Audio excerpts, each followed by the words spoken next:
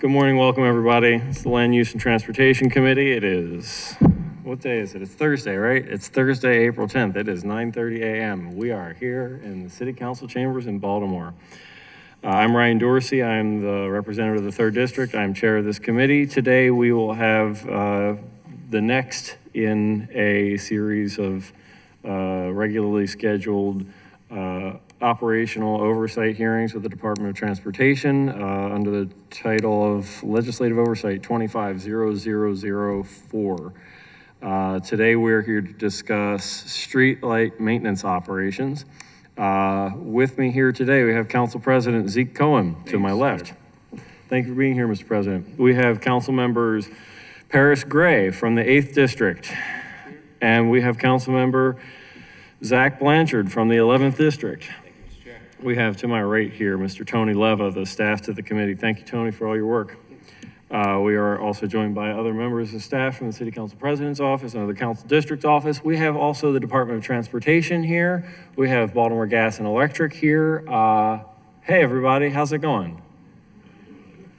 Great. The committee has put together a presentation which I will walk us through. Mr. President, do you want to maybe kick us off with a couple thoughts here? Happy to. Thank you, Chairman Dorsey. Thank you to the members of the committee. Thank you to Director Macbeth and the whole DOT squad that's here. Thank you to BG&E. Today's hearing is about the City Council's commitment to safety and quality of life. Baltimoreans should expect to live in a city with safe and comfortable streets. The least we can do is keep the lights on or provide quick repairs when they go out. I want to thank Councilmember Dorsey for working closely with my team to conduct a thorough investigation into the challenges facing the street lighting maintenance division. This is critical oversight, and it is directly responsive to the concerns we hear from residents every single day. The investigation found that the Department of Transportation has in some ways abdicated its responsibility to maintain our city lighting system. There is no contract with BG&E, there is very little asset management, and no coherent system of data reporting. No wonder residents are frustrated. Our intent today is to secure commitments to significantly improve responsiveness within the agency and to develop systems to manage our own assets. We also need to see a written contract between DOT and BG&E. We are not looking for the department to sell this asset or these assets, but the partnership should be clear. Again, I want to thank the chair and the members of this committee, and we look forward to working collaboratively with Director Macbeth and the administration to get it done. Thank you. Thank you, Mr. President. We have been joined by the Vice Chair of the committee, Councilwoman Sharon Green Middleton. How are you doing this morning? Good, glad to have you. You got the president over here just taking up your seat, you know. He apologizes. I'm happy to have you take my seat, Madam President. All right. I can also sit there. Tony, we have the slides loaded for the presentation here. All right, great. Look, before I kind of begin here, I want to say I'm a little disoriented because so for each of these hearings, we do a pre-meeting to try to level set and get common understanding about questions and concerns and whatnot, and to ask for data and information. And when I ask questions, I think I'm clear about the questions I'm asking. And sometimes I ask a question and I get an answer as if I asked a different question entirely. And that's frustrating because I've premised my whole presentation on the basis of bad information that was presented as if it was the answer to the question that I asked when it was an answer to a question that I had not asked. And so I'm gonna have to modify what I'm doing here on the fly in light of that. And that's not fun and not easy. But I think much of this, the message here is, the core message here is the same. Let's go to slide 2. This is essentially what we're asking. Why does it take so long to get my streetlight fixed in Baltimore City? This is what constituents ask us. This is what I ask myself. This is what I ask DOT. This is what I ask BGE. This is what I ask my colleagues in the hallway, going like, what in the world? And, you know, I've been, I think, very attentive to understanding how things work for a while. And so I think that I came into this conversation with a fairly well-informed perspective, and I do feel like it has been significantly deepened in the recent weeks as we've really dug in on this. Next slide. This is what it seems to come down to for me, and in general, is that as the council president noted, there is no formal agreement between the city and BGE.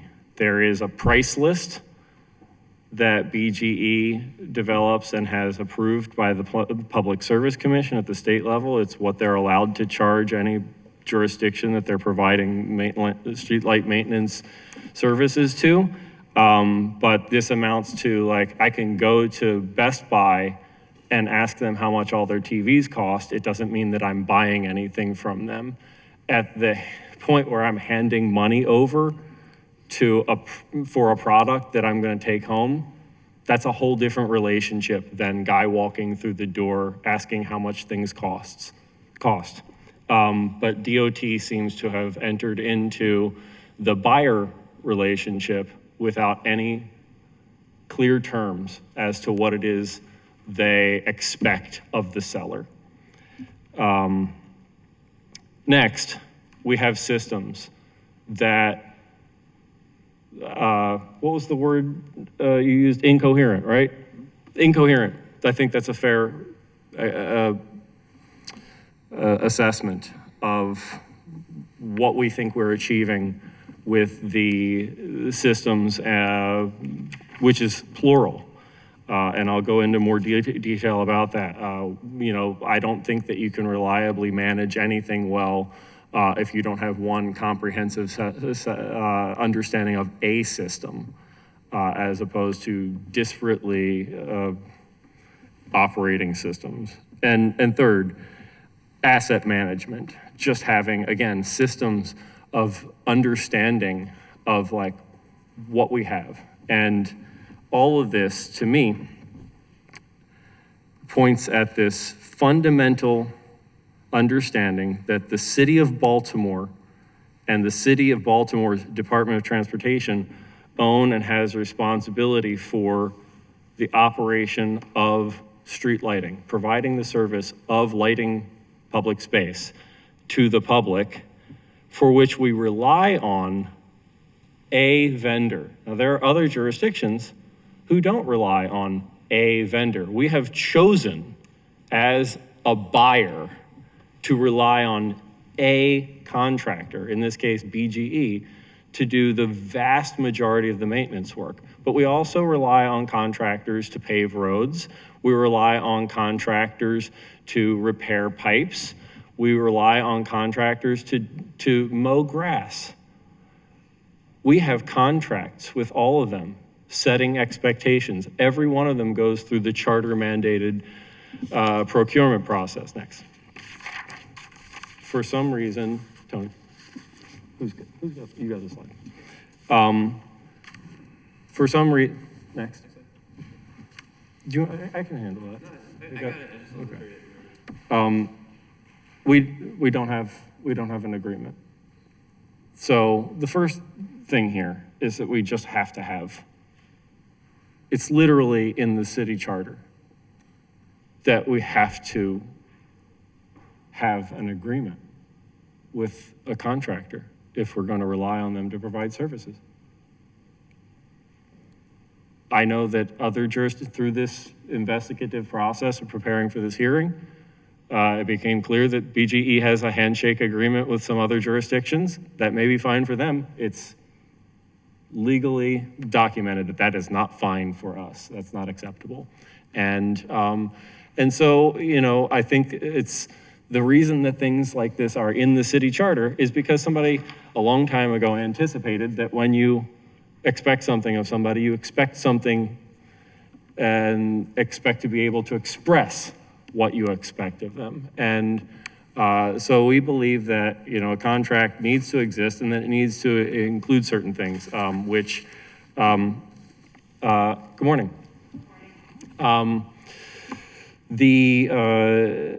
In the prep meeting, we were asked by representatives from the mayor's office to, you know, help them and provided a list of things that we thought should be in the contract, and these are some of those points, is that there should be expressed service level agreements. Now we know that BGE has them internally. Maybe they are shared by DOT as an acceptable level, and you can see some of these examples on the slide here. But again, this is not memorandized anywhere as an expectation. And further, there's no memorandum of what the communications protocols are for how we ensure that these SLAs can be met. We have no memorandum of how DOT and BGE communicate about delays that are caused by lack of availability of materials. I know that, we've just received a whole lot of data, a number of different spreadsheets that clearly there's a robust world of data that's available. BGE has put a lot of data to work in its own street lighting outages map, where it's not just address-based like the 311 system is, but asset-based. And so they've clearly got an assigned number for every pole in the city, and they can tell you, you know, more or less where and what's going on with that pole.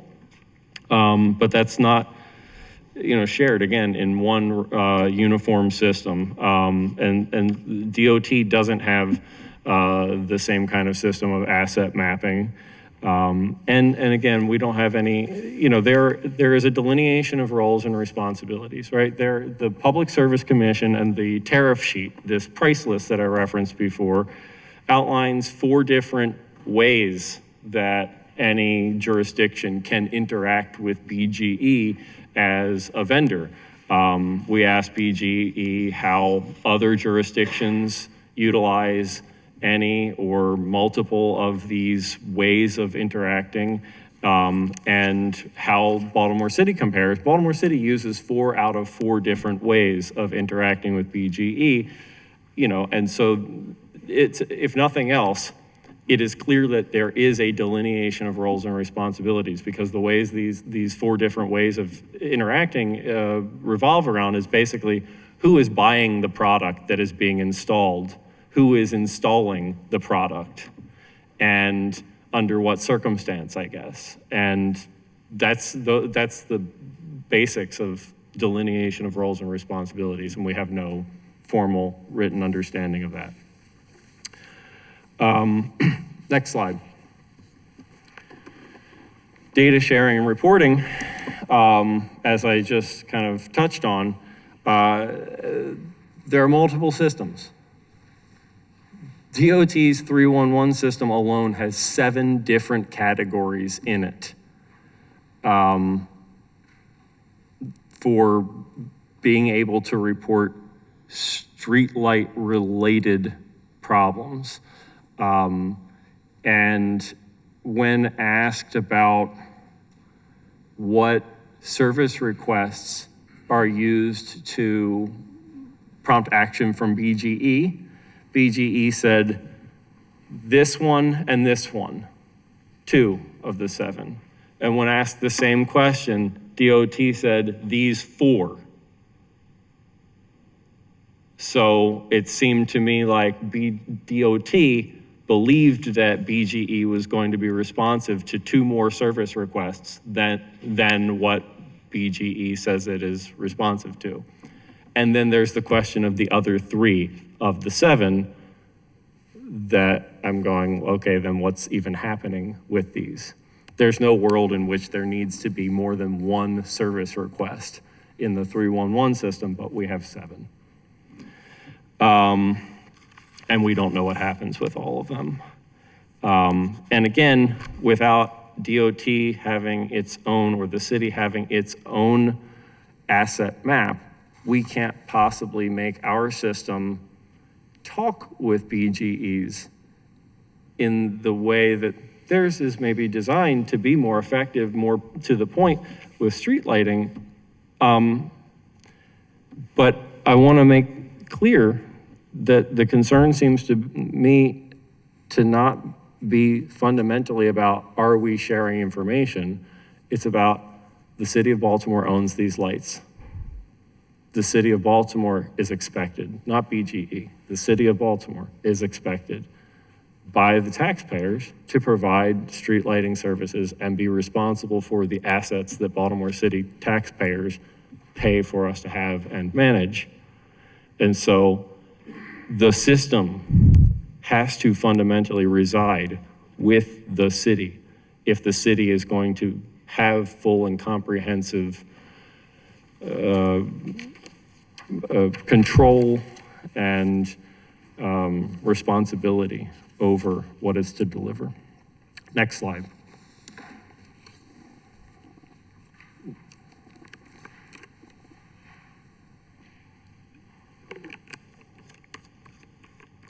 Now, when I said that I asked a question and got an answer as if I had asked a different question, this is where the rubber meets the road. We asked DOT and we asked BGE separately, what do you believe to be the backlog or the current total of maintenance work to be done? And the answer I got was, from DOT, was, what do you believe to be the total of work that is on DOT to do? Because there is a small portion. I don't remember the number actually offhand. Many years ago, it came to me that essentially it was like 85% of the street lights in the city are on BGE. I'll just take that as a reasonable enough approximation. So out of the 15% of the ones that the city personally or directly maintains, that's the answer that I got. The ones that the city is personally maintaining. That's not the question I asked, and a good portion of the next few slides here is based on having gotten the wrong, the right answer to the wrong question. But I think the fundamental concerns here are the same.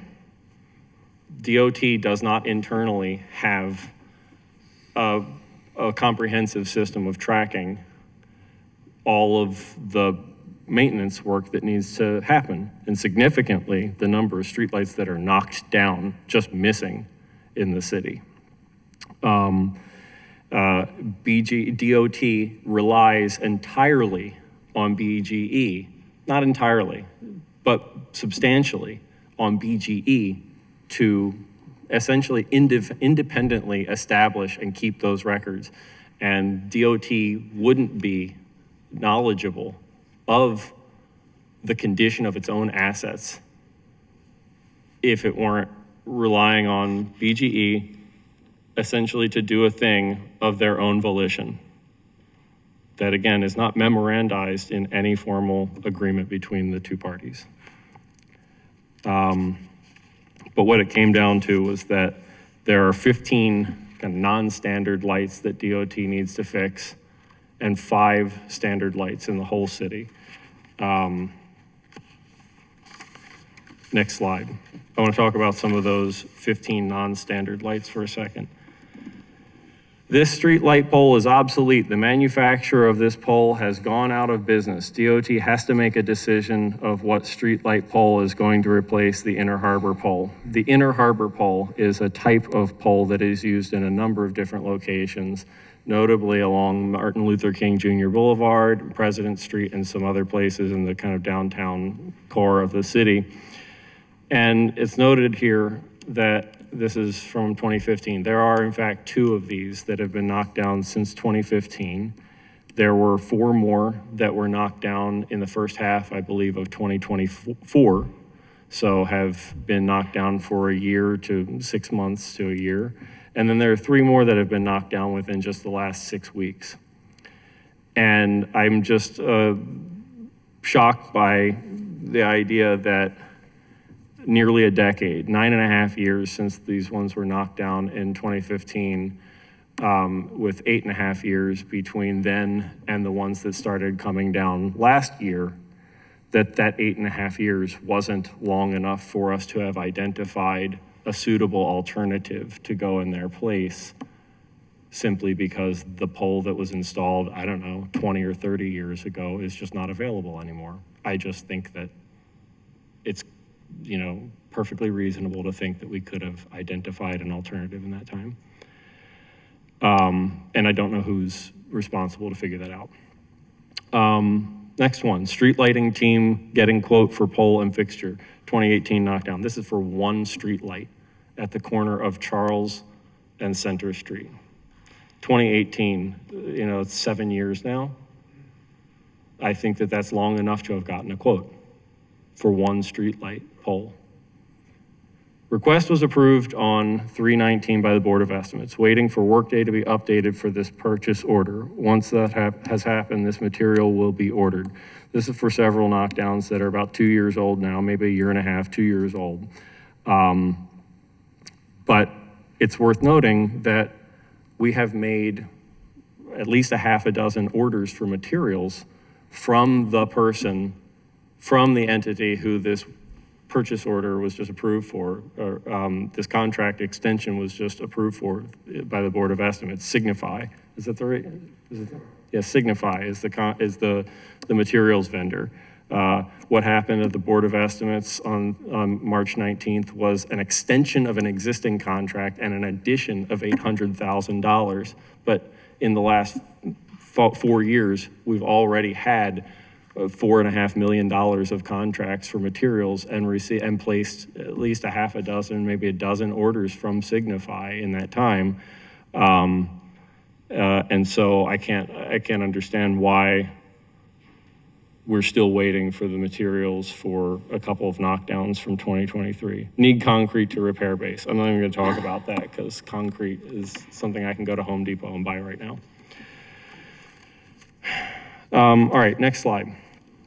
One of the other categories that was explained as these sort of extenuating circumstances is 2 street lights that were knocked down along Howard Street in 2022. These weren't actually knockdowns, these were blowdowns. These lights are in such bad condition, they are so rusted out at the base, they blow over in the wind.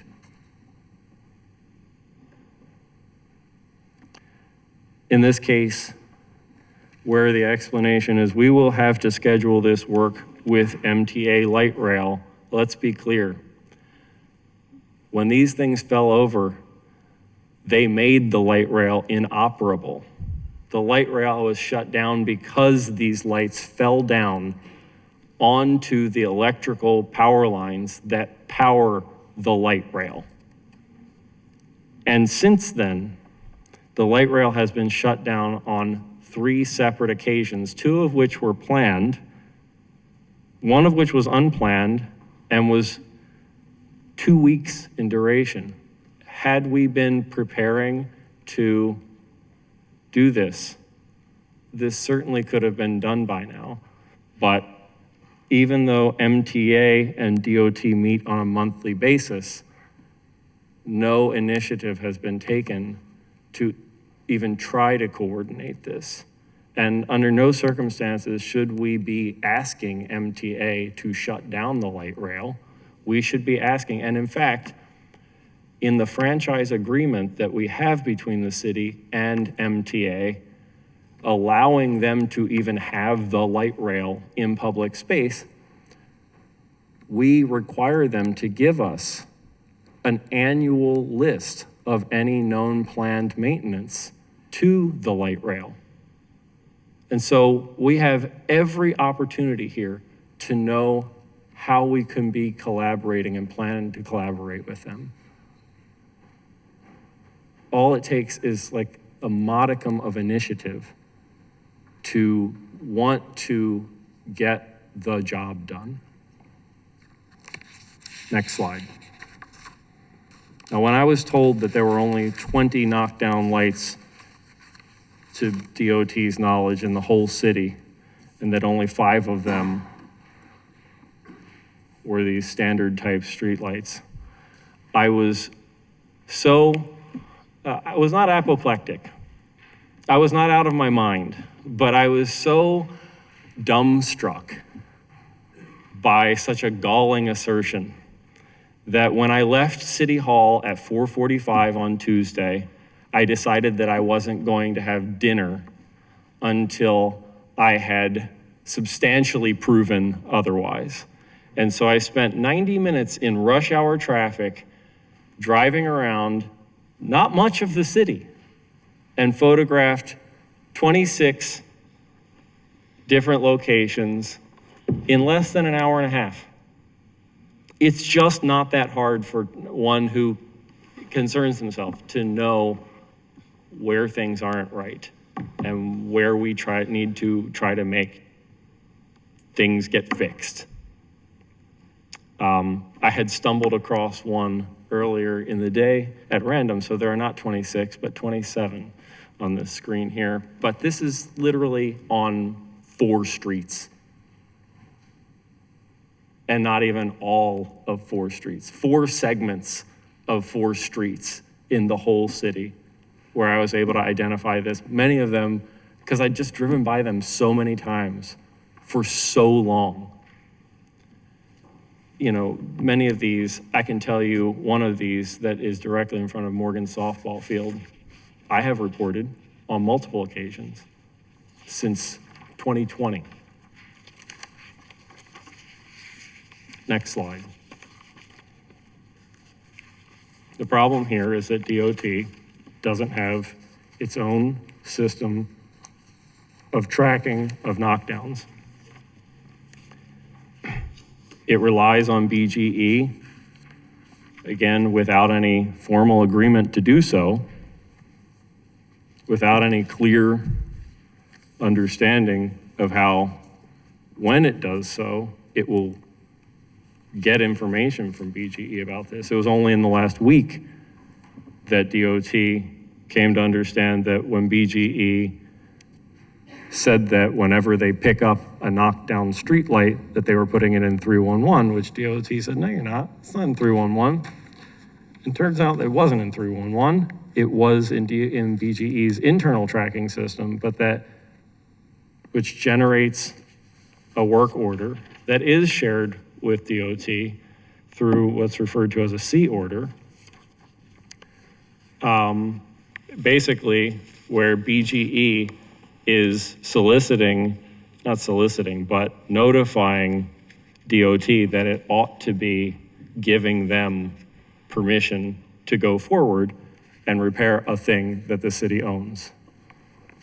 But DOT not only needs to approve that, first they need to be aware of it, know that it's coming by whatever means it's coming from.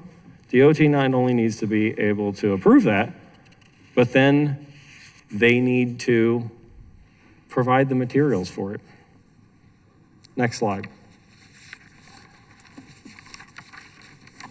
These are the materials. This is a shortened list. The list is about twice as long as this, but we edited it to highlight a few things and to make it fit on this screen, big enough for you to read it.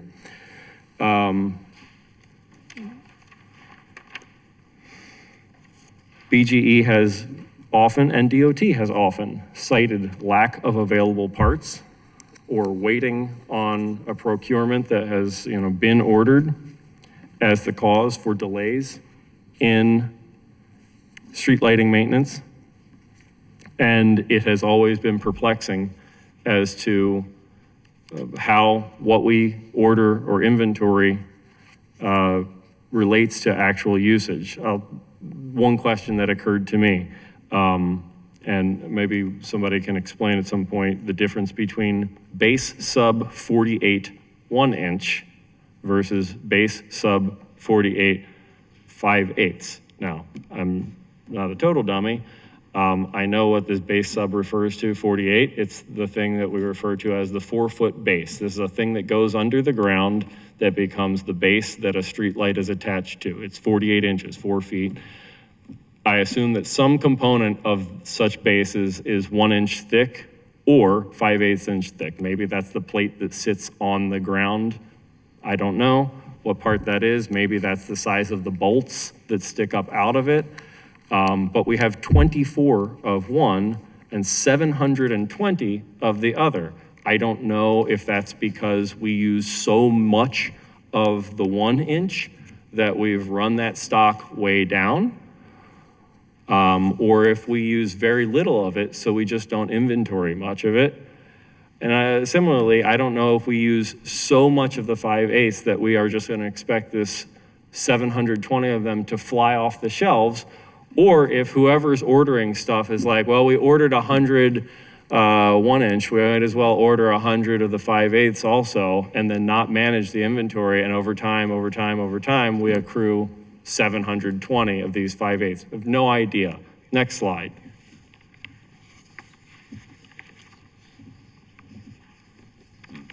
Ethan?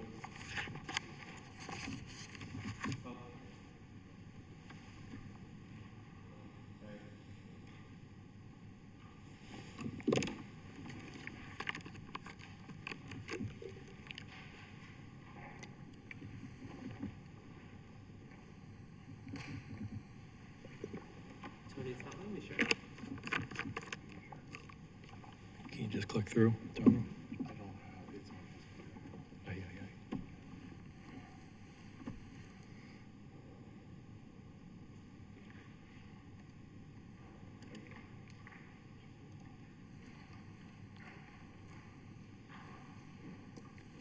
Here's what I do know about inventory and needs. Don, what time was it last night? It was like 9 o'clock last night? What time was it, like 9 o'clock last night when you sent me those sheets? All right, so BGE did its due diligence and sent us a bunch of data. I sent them 8 questions. They responded to 5 of them a few days ago. Thank you, and then we got a response to the other 3 last night. So this is the last slide that we put together. I do think that we have one more, but this is the last one we put together at 10 o'clock last night. There on the left side here, you see 4 different types of poles. One of them is named Homeland. It is not exclusively used in the Homeland neighborhood, but it, I guess, originates in that neighborhood and has been used in many other places around the city. We refer to it as the Homeland pole. The others, this is the black ridged ones that have an acorn fixture on top of it, right? Yeah. The other ones are all spun aluminum poles of different heights, 11.5 feet, 25 feet, 30 feet. BGE let us know last night what the backlog is of replacement and repair maintenance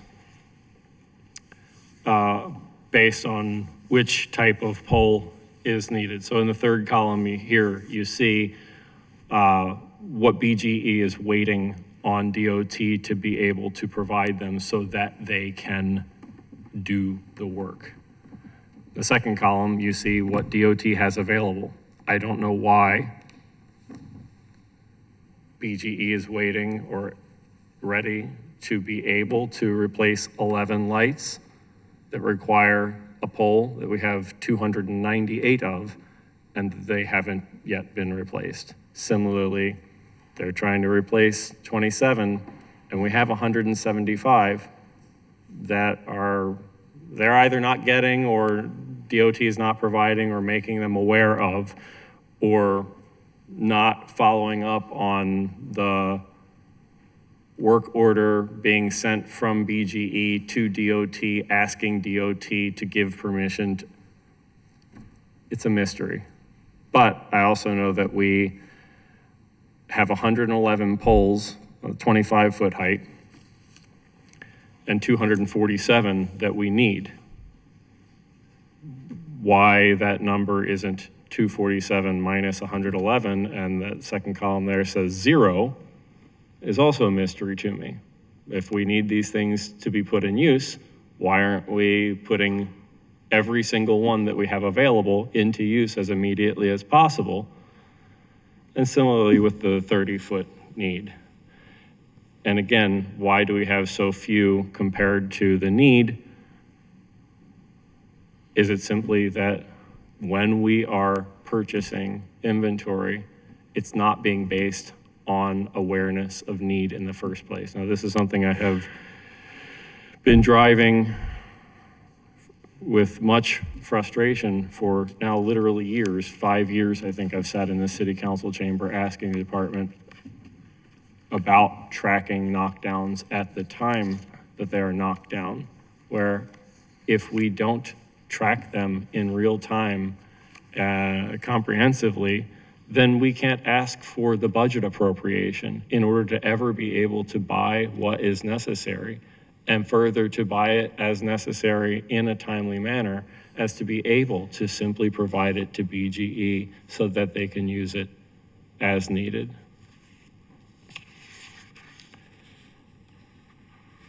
If we went back a couple of slides, which don't go back, but look, that's fine. The ask here is simple. Track it at the time when it's knocked down.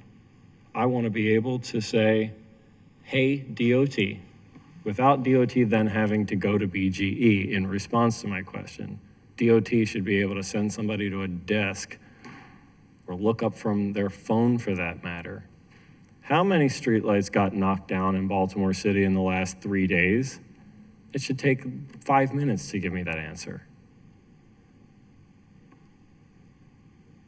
We just need a system that enables us to know at any given moment the condition of the things that we own and are responsible to operate on behalf of the taxpayers of Baltimore. Last slide. This one's a little different flavor from the rest of this, but it was just so wild to hear about this in the prep meeting.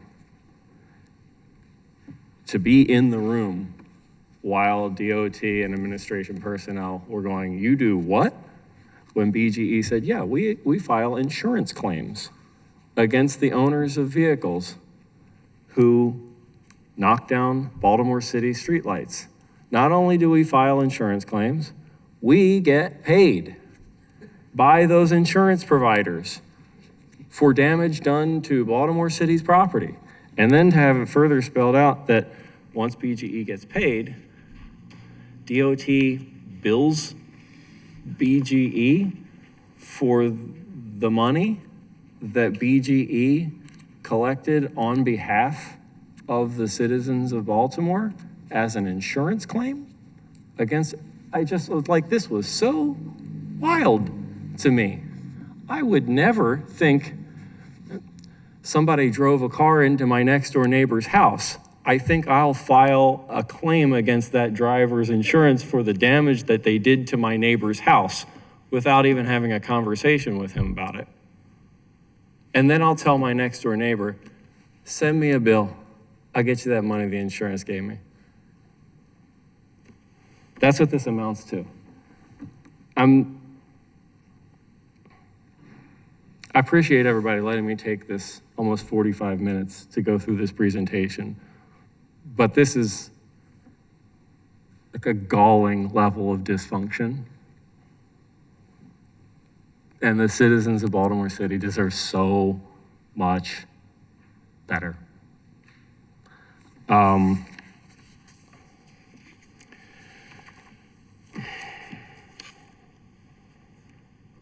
we put a lot of work into preparing for this hearing and putting this presentation together. So as the chair, I'm sitting here going, oh, I didn't think about what happens as soon as I finish going through this presentation. I'm gonna defer to my colleagues here on the committee and say, if any of you would like to ask any questions at this point of DOT, the administration, BGE, me, I don't know, I'm gonna go to you because you are my colleagues here on this committee, and I appreciate all of your similar attention and concern to these kind of matters. Or we can, if you don't have any questions, or if you exhaust whatever couple of questions you might have here initially, we can just go and say, does DOT, does BGE want to talk about things? Start to respond. Colleagues? Councilman Bullock. Mr. Chair, I would just say thank you for the presentation. You've raised a number of points and questions I think deserve an answer. So I'd be looking forward to hearing from BGE and DOT. So again, thank you for your work on this. Thank you. Greg? I think I know the answer, but has there been any discussion since the internal meeting, or I guess after today, will there be any discussion to streamline or integrate the 311 system that the citizens of Baltimore are using with the BG&E system? And the reason I ask this is because community meeting after community meeting, people will often put the 311 requests for a street light outage to the 311 system, and it just falls on deaf ears. And then I have to tell the constituent not to use the 311 system for most lighting issues, but then have to explain to them that some lighting issues are DOT. And so they just throw their hands up and have to tell them to go to BG&E first to check that if it's a city light, then go to 311. What are we going to do to fix that? Because what we're going to continue to run into are constituents just saying, I don't care. I'm going to call whatever news outlet and I'm going to make a big stink about this when this should be a simple fix, because the two entities that are working to fix a street light should not be working in a silo.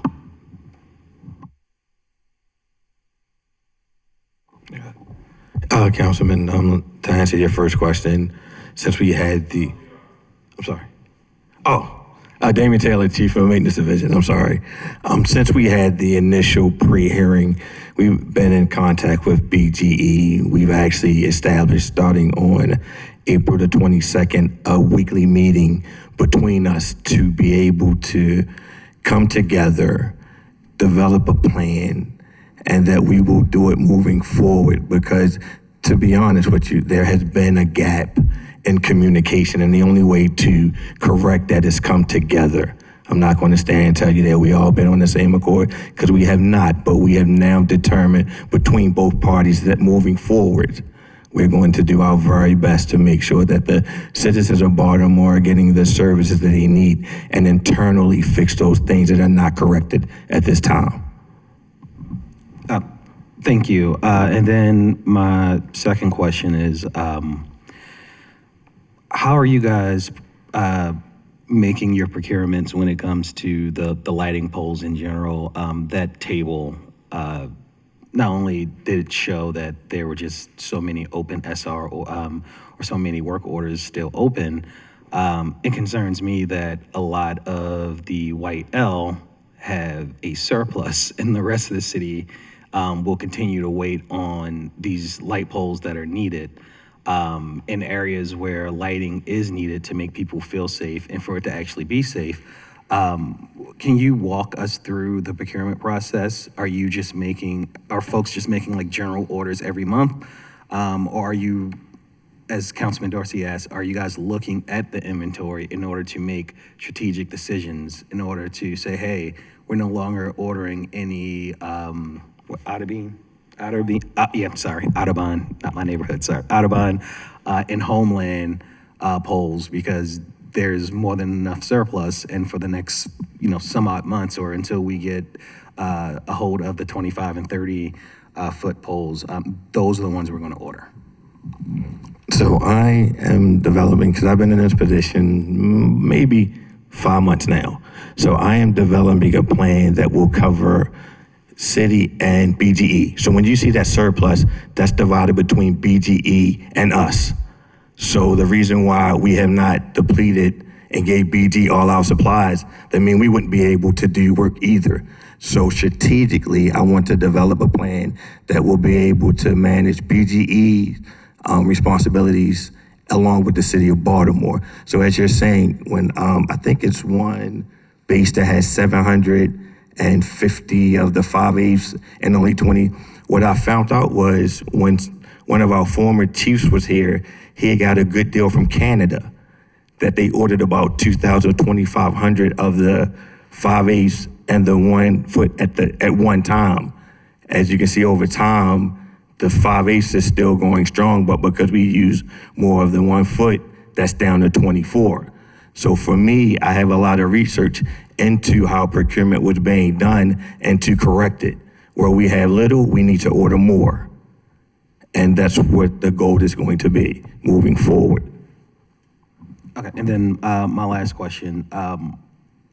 When it comes to community engagement and just making sure that our constituents know what's going on when it comes to when they put the 311 in. Let's say they put the 311 in. Are you guys working internally with the CAO office or with our folks over at 311 to make sure that there's some type of communication being sent to them to say, if you need to go to bgne.com, go to bgne.com instead of sending it in for it to say closed. Now, I understand the whole closed thing, you're working on that, but the problem is there's no communication between the systems. So are you guys also working on some type of outreach to make sure that constituents know in the interim, if you have a streetlight issue, to go to bgne.com right now, because maybe the way that we are working internally, we just don't have the systems or processes to be able to effectively send that information over. And you guys say that you may, but what I'm hearing over and over again is when someone puts a streetlight outage into 311, it never gets done, as opposed to when they go to the BG&E site, there's a tracking number that they can kind of hold BG&E accountable for, and then yet they can come to us and then we can kind of work with BG&E. But when it's done the other way around, everything gets lost in translation. So are you guys developing some type of outreach plan or just some type of communication to inform our constituents of one, your intent to improve, but also what to do right now if they have a streetlight outage?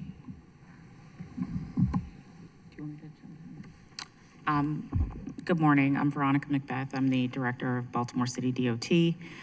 So we have a current process flow chart that we are working to further develop.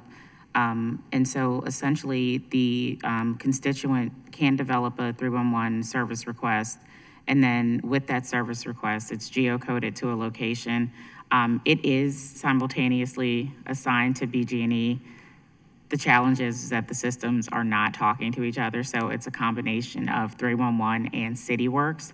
So, and CityWorks is where it's getting assigned with our staff, and then so if we get it and it's ours, we can close it out. But if it goes to BG&E, it is not then coming back to us to let us know that they have been assigned that particular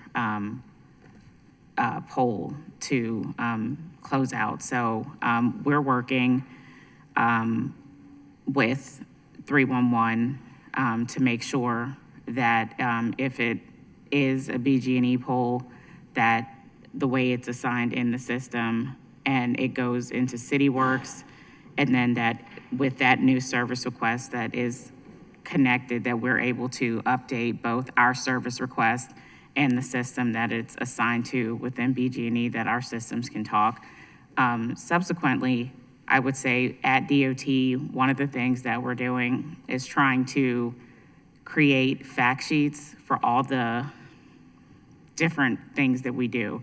So street lighting is one of them. So if you have a street light, or, I'm sorry, well, yeah, if you have a street light outage, if you have a street pole down.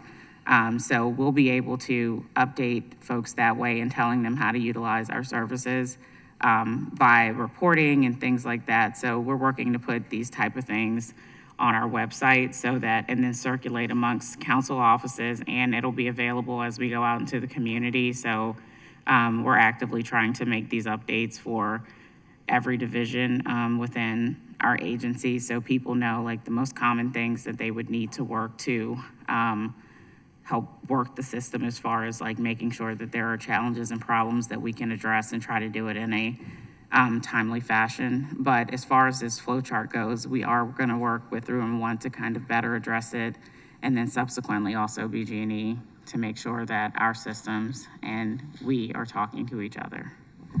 Yeah, thank you for that answer. And I really appreciate the fact that you are here, Director Macbeth, because not only are you a former DOT person in MDOT, but you are also a community president, and as someone who had to stand in front of you when these questions were asked, after a murder, actually, and we had to literally, it had to have taken a murder for us to put a light In my neighborhood. in that neighborhood. But I'm happy that you're here because you understand the frustrations that communities are going through, just to replace a light, to feel safe, to be able to walk down a sidewalk. And so I am happy that you are on the job for this, but please make sure that community is also always updated when these changes are occurring, because those are the folks that are making the majority of the requests. So thank Right. you. And one thing you did say, and I do want to address, you noted the black butterfly and the white owl, and I know we didn't address it earlier. I think that's one of the integral things that we address. Oftentimes, we see certain areas getting more attention than others, and I'd like to note that we are actively making sure that we equitably address all neighborhoods in Baltimore. So I want to publicly say that we are doing that. And so when there are challenges in neighborhoods and you're seeing things not equitably being addressed, hold us accountable, because I want to make sure that we're helping everyone and not just someone's. Thank you, Director. Also, I think to Councilman Gray's question also, the three, I'm really thrilled about the folks that are running the Office of Performance Innovation right now. These guys are great and are like making fast work of correcting, let's say, system misusage, right? Like, the only reason that we have 7 different 311 SRs all relating to essentially the same function of street lighting is because the system has been completely misused. You know, it's been used in a way other than the way it's designed to be used. And the OPI folks made quick recognition of that and are working. Who at DOT is the point person in collaboration with OPI to get the SR situation straightened out? Webster? Webster, how you doing? Good morning. I just wanted to make sure I knew who it was, that's all. Okay.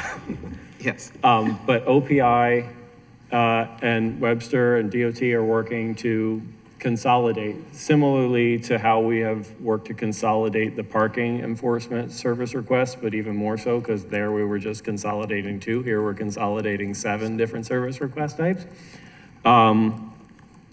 And in the process of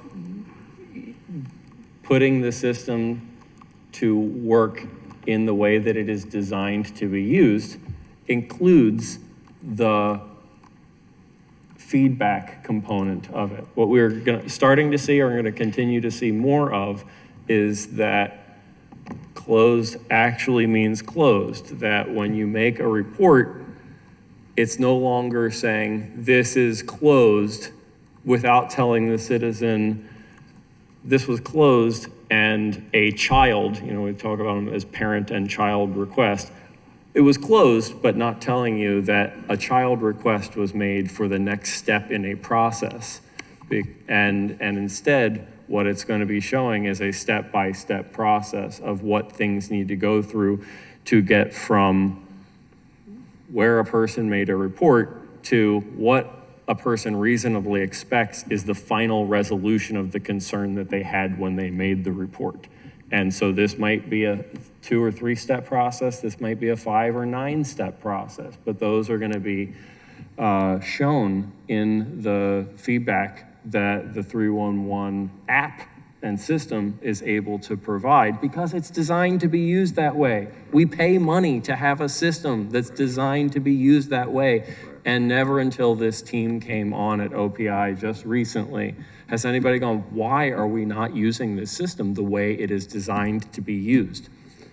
And so I think we are going to see a lot different kind of outcome there when we actually put our money to its proper use. Is that a fair assessment of where we are, Webster? Yes. All right, cool, thanks. Vice Chair Middleton. Thank you, Mr. Chair, and thank you for that summary of 45 minutes. That was definitely, that was really fast because we could have been here, we could be here 24 hours, going over that presentation. But I really thank you. It's a conversation that's definitely needed.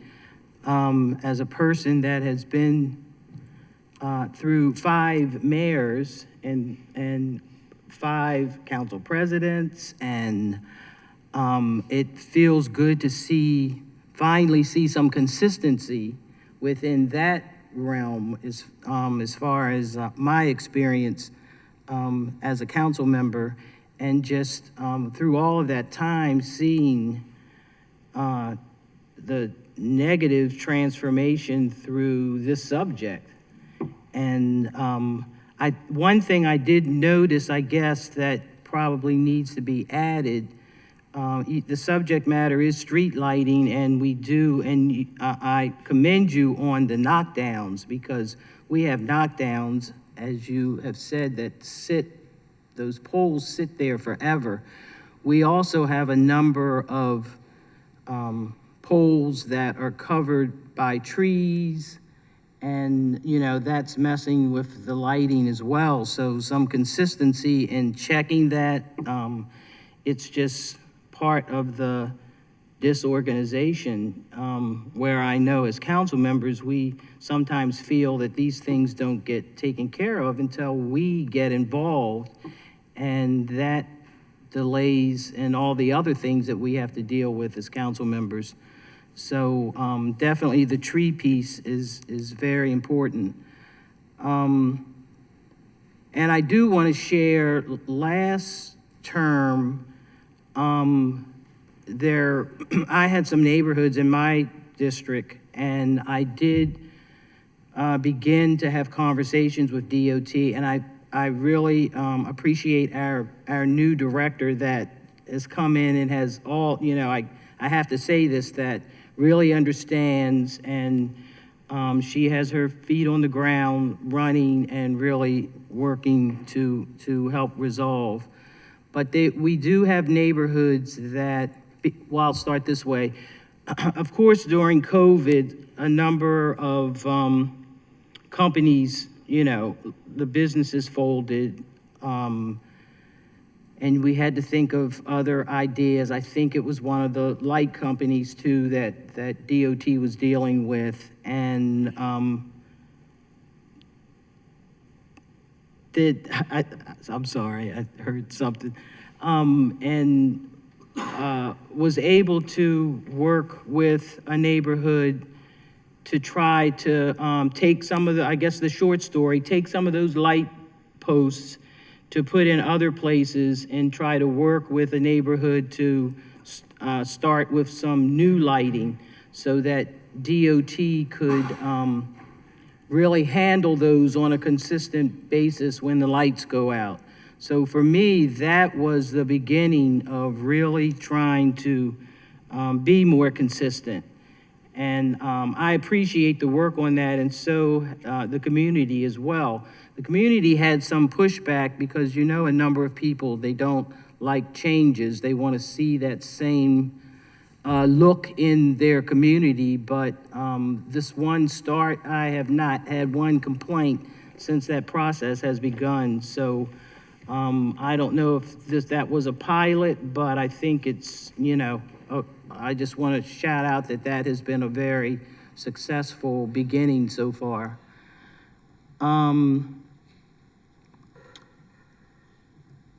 I just want to, if there's someone that wants to comment on that, and if someone here is here from DOT as well, because of this particular project that I mentioned a little bit, is BG&E aware of that, and are you talking about that idea with them? Because that would be another way to start building that communication, because they're gonna also, or are you gonna prepare, are you doing these lightings to continue to take charge of that process? Anyone can speak on that from both Yes, sides? Councilwoman, that is the mill burn pole that has been installed, and we're going to use that pole in other locations. So you're going to start seeing that pole. Oh, sorry. Can you hear me now? Okay. Yeah, that pole that has been installed in your area, you will start seeing that around the city. So one of the things that we're planning to do is going to be a phase because we know that we have obsolete poles that's within the city of Baltimore. And we can't just go and put one new pole up and the other 4 still have. So it's going to be a process. We're almost completing your area. We're waiting for some more fixtures to come in, and then your area will be completely done within about the next 2 months. And then you'll start seeing that pole around the city. So it's a continuous program that we're going to do. Thank you, and I like I said, it's finally something positive that our constituency can see. And if that continues, I think that will be another successful thing for DOT to follow. And I'll stop there. Thanks, Mr. Chair. Thank you, Madam Vice Chair. All right, I'm gonna go, oh, President Cohen. Thank you, Mr. Chair. Thank you for this really thorough investigation presentation. Thank you for earning your part-time city council salary. It was a lot of work. Thanks also to the staff, folks like Ethan, who put a lot of energy into this as well. And Director Macbeth, like other folks have said, appreciate you being here. Know that you are new in leading this agency, and so some of the chaos that you have inherited, we're going to need to fix together. But want to be clear that we fully understand and respect that these are dynamics that have developed over years and years and years, and you have been here less than 3 months. So that is kind of my starting point. However, I do want to just own and acknowledge from what we saw in the slides, it is a good thing that DOT and BGE, I think Damien spoke to this, are meeting monthly. But from the chair's presentation, it's also clear that we need more than just conversations, we need systems. And that starts with a formalized agreement between DOT and BGE. By when can the council expect to see negotiations between BGE and DOT on a formal contract? I think that is a great question, and I think it's important that we do have a formalized agreement and not just a handshake agreement. I think as we begin having our initial conversations, I think we should have several meetings just to kind of get the protocols in place as to how we have and we should be interacting with the scheduling and removal and replacements of street poles. I think during those same times, we can work with our attorneys here at DOT and begin looking at the establishment of a contract to get that in place, and then subsequently also working with our counterparts at BG&E and have their attorneys be involved as well. I can't say that I know how long that particularly would take. I would say maybe somewhere in the realm of maybe the next 4 to 6 months, just I could see going back and forth with the attorneys before we would have a solid agreement. And that's me giving you my best guesstimate as far as like attorneys going back and forth and us making an agreement with an outside entity. It certainly could be less than 4 months. I can appreciate that. I'm going to say two things. One is, I think at this moment, what I'm looking for is a clear commitment that we will enter into a formal agreement. Absolutely. Because to the chair's point in the presentation, by not having a formal agreement, we are out of sync with the city's charter. It is essentially, BG is procuring a service without it going before the Board of Estimates. And so that cannot continue on indefinitely. There needs to be an agreement that the council can see, that the administration, that residents understand. So I'm gonna ask two things. One is just a commitment right now that the teams will work together to formalize a contract. And two, that, and Mr. Chair, this is gonna be a committee request, that you report, Director Macbeth, you report back to the committee in 2 weeks or 3 weeks' time with a more clear estimate of when you all can formalize a contract. Absolutely. Absolutely, yes. I So will. just to be clear, so Confirming. yes, Yes. confirm to Yes. there will be a Both. contract, and yes to, Yes. is 2 weeks a reasonable amount of time? And what I'm asking is not that it's signed in 2 weeks, but that there is, that you're able to report back to the committee and provide a reasonable timeline. Absolutely. Okay. Yes. So I will make sure I schedule some time with the law office and the law department, and make sure I inquire with them to see what it would look like to move forward with this type of agreement at our end, and then subsequently begin to engage with BG&E and talking with their law department and having the two meet together. I really appreciate that. Absolutely. And Tony, if you could just send that as a committee request and response. My second question, appreciate the point about providing fact sheets for residents. Again, I think has been noted as a community association president or former community association president, you understand really clearly what this looks like on the ground. And I know you're prolific for keeping your 311s and being able to log and list them in the way that, frankly, we ask residents and particularly community leaders to do. It's sort of that is the bargain that we seek to strike with our communities, is that we say, use this system, and then we say, and please be prepared to share the SR numbers so that we can hold each other accountable to get it done. And I do appreciate the commitment around providing fact sheets. My concern, though, is that if the systems are still incoherent, we're going to be providing fact sheets, and it's going to create even more confusion because folks will follow what we ask them to do, and then the system still won't work.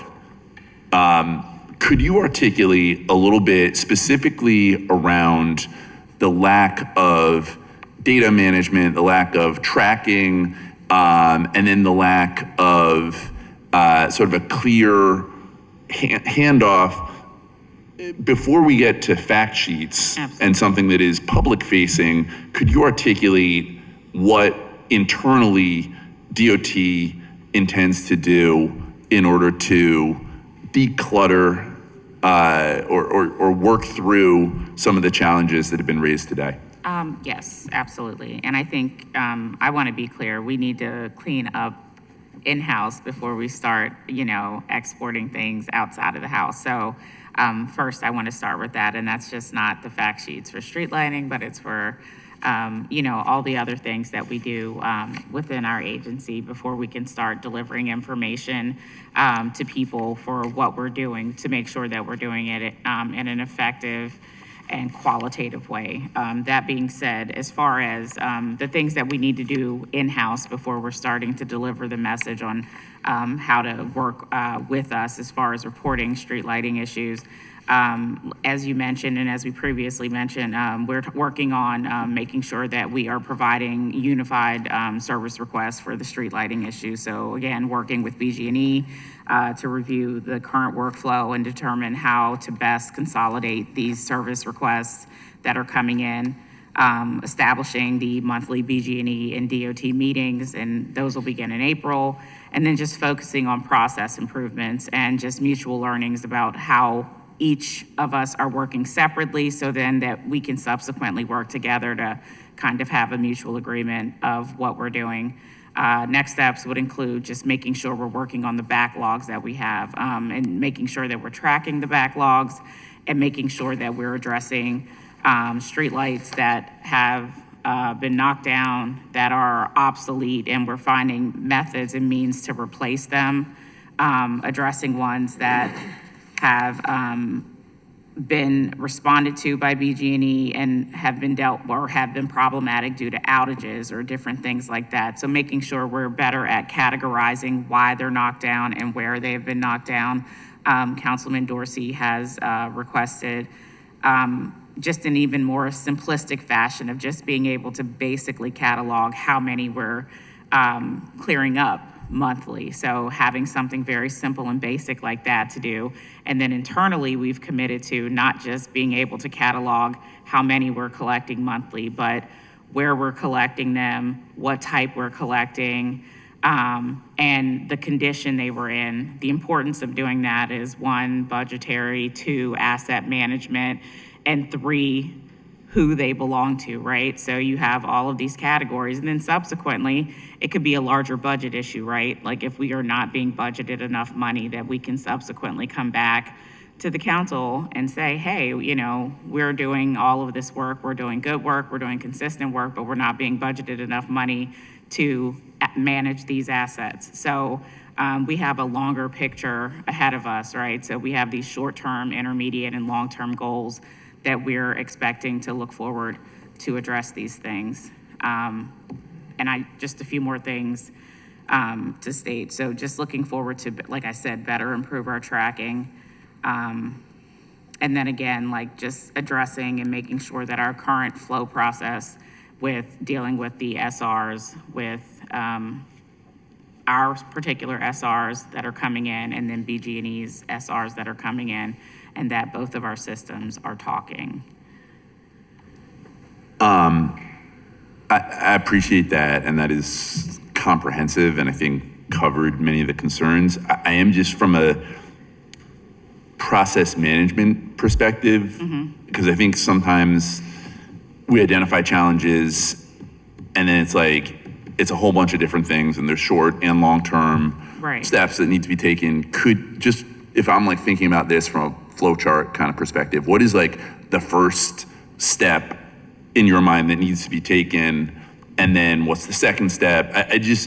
Right. The reason I ask is, I've been thinking about this a lot related to permits. I think we're all clear there are all sorts of different challenges within the current permitting process, and I think it's important as we seek to improve and fix processes that are riddled with challenges that we're just clear about, we do this first and then we do that, and then citizens will see, or residents will see this change, and so just from if I'm a resident, what am I going to see first? What am I going to see second? I think the first thing we should see is data consolidation for all of our open SR requests. I think that's the most important thing, because that's, as I felt like everybody in some capacity mentioned, that's the challenge, is finding where the things are. So I think that's the primary thing, and I think the next thing, which essentially can still run congruent to that, is like the mutual learning components of our work with BG&E by meeting with them. And so we just need to understand what we currently have open and outstanding, and how to pull all of those things together between both of our systems. I appreciate that. What I will ask is that you utilize the city council as a partner. I think what today's hearing, what our general thrust this term is, oversight is not just about conflict, it's about how do we actually solve and fix problems. And what I appreciated in this presentation is an acknowledgement of the challenges, but also a real commitment to support the department to improve. Right. And so clearly the chair, but also members of this committee, I think really are sort of your frontline experts and are willing to put in the work and really be a partner as you think through these steps.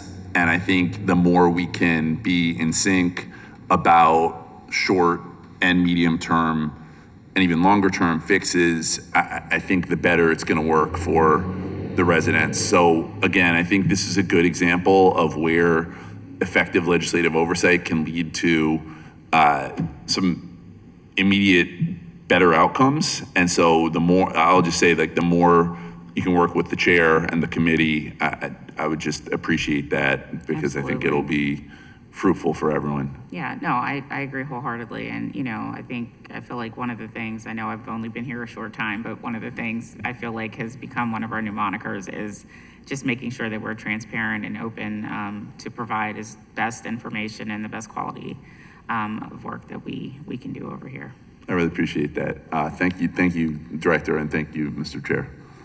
Thank you, Mr. President. I want to thank you. I want to thank the director for just everything I just heard.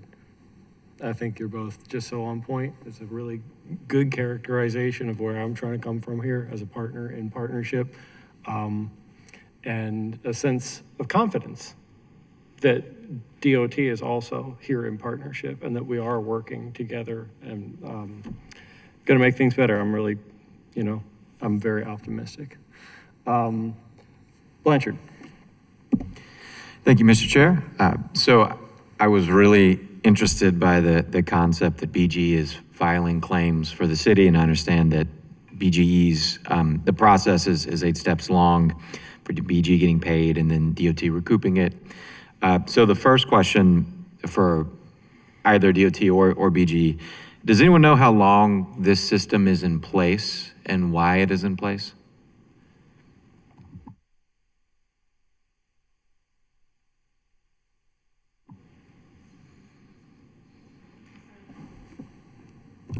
I want to acknowledge, we've had BGE folks here just like sitting quietly this whole time. We've been running our mouths over here. Thank you for being here. Dominic McAlilly. Good morning, Mr. Chair. Good morning, Councilman. Dominic McAlilly here with BGE. Could you clarify that question? Yeah, so a car strikes a light pole, has to get replaced. It's good. I'm really actually glad to hear that we are filing claims against the car drivers because they've damaged the city's property. To the point that BGE is filing these claims instead of the city. The first question is, how long is this system in place? How long has the system been in place? And do we know why this system is in place? And when you say the system, are you referring to the claims process? Yeah, like why isn't the city filing its own claims? Okay. So what I can do is I can take that back to our team and try to get you an answer on that. Okay, thank you, Mr. McNally. This next question is probably for Director Macbeth, but certainly on the Councilman DOT. Blanchard, I just yeah, wanted please. to say something. So obviously I'm new, but it was one of the questions that I did have just in general about overall damage to city property. And I think you and I did have a brief conversation when I first started about damage to city property. And I think it had been a broader conversation that I've had with most council members on my one-on-ones about city property damage and through agencies, how when city property is damaged through accidents and things like that, that the recovery process has been challenging on our end due to being able to get information from the police department. Not that it's a communication aspect, right? Like, so getting a police reporter, having an established communication network with the police department for us to say, okay, this particular division at the police department is tasked with passing police reports to DOT or passing it to BCPR when you know, trees are damaged and torn down and things like that. So just something that we know that we recognize that we do need to have a better establishment and finding a consistent way of communicating with the police department and collecting insurance information to then subsequently provide to the law department, or even directly having them take the insurance information that they perhaps have collected and directly sending it over to the law department. You know, just making sure that it's a little more direct in that way. It is something that I have inquired about just in a broader way, how the city operates with it, not just particularly our agency. So just wanted to state that. It's not so much an answer to your question, but it was an equal inquiry. Yeah, no, thank you for that. And that's a really good, and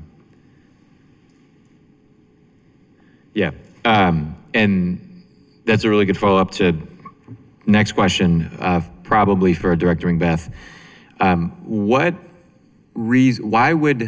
Is there a good reason that it is in the city's interest to allow BGE to be conducting this, the claims filing process?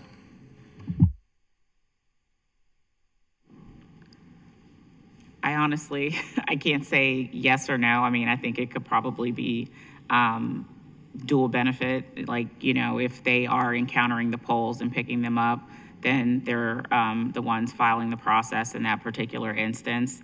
I wouldn't say I specifically have enough direct information with them filing and the amount of things that, like, and the amount of claims that they're filing on. So I guess I would need to see more specific information, the volume of claims that they have filed over the course of X amount of time. But as previously, as I just stated, definitely something I think we need to invest more in as far as us filing claims on our own behalf. Okay. Yeah, thank you. And then my last question here, I'd like to ask for this to be a committee request, that either in concerning the contractual agreement between DOT and BG that's going to be worked on, either if BG is going to keep this process, that the files claims process, that the rules are very specifically spelled out and thoroughly ironed out in the contract, or that DOT just brings the files claims process in-house. Yes.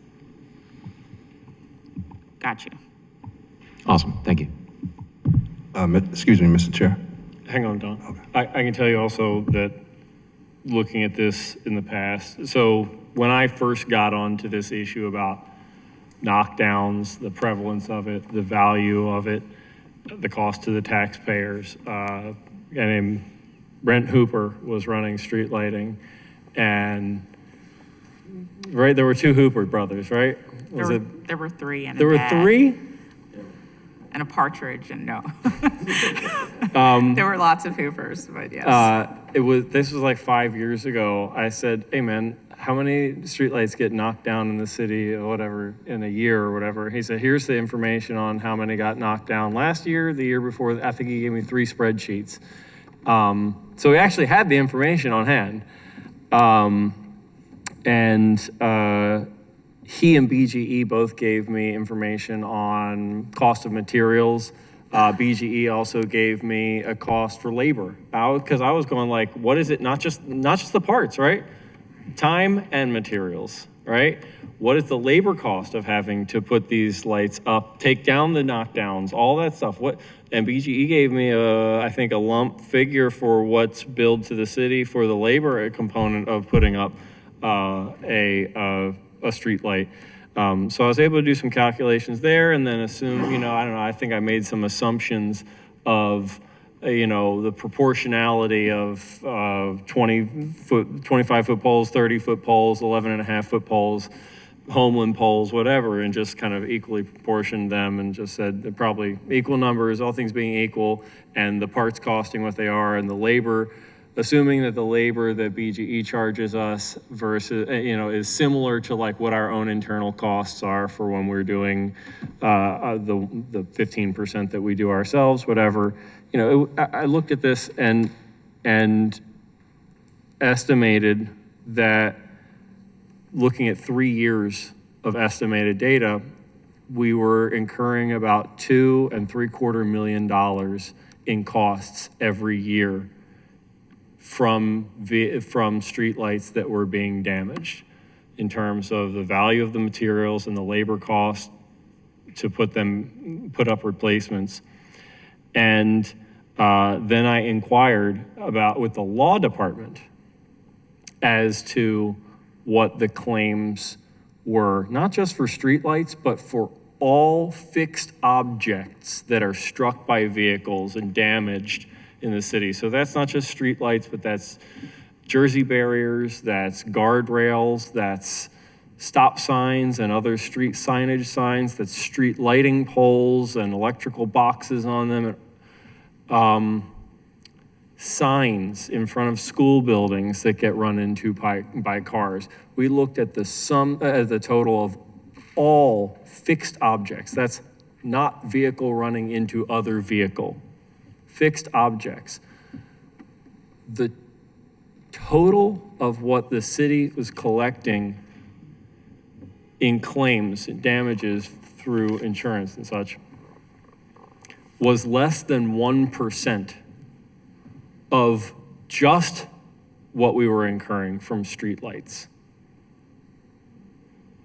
And so it's of particular interest to me to try to understand if the law department and the finance department was even accounting for claims that were being collected by BGE and then billed back by DOT.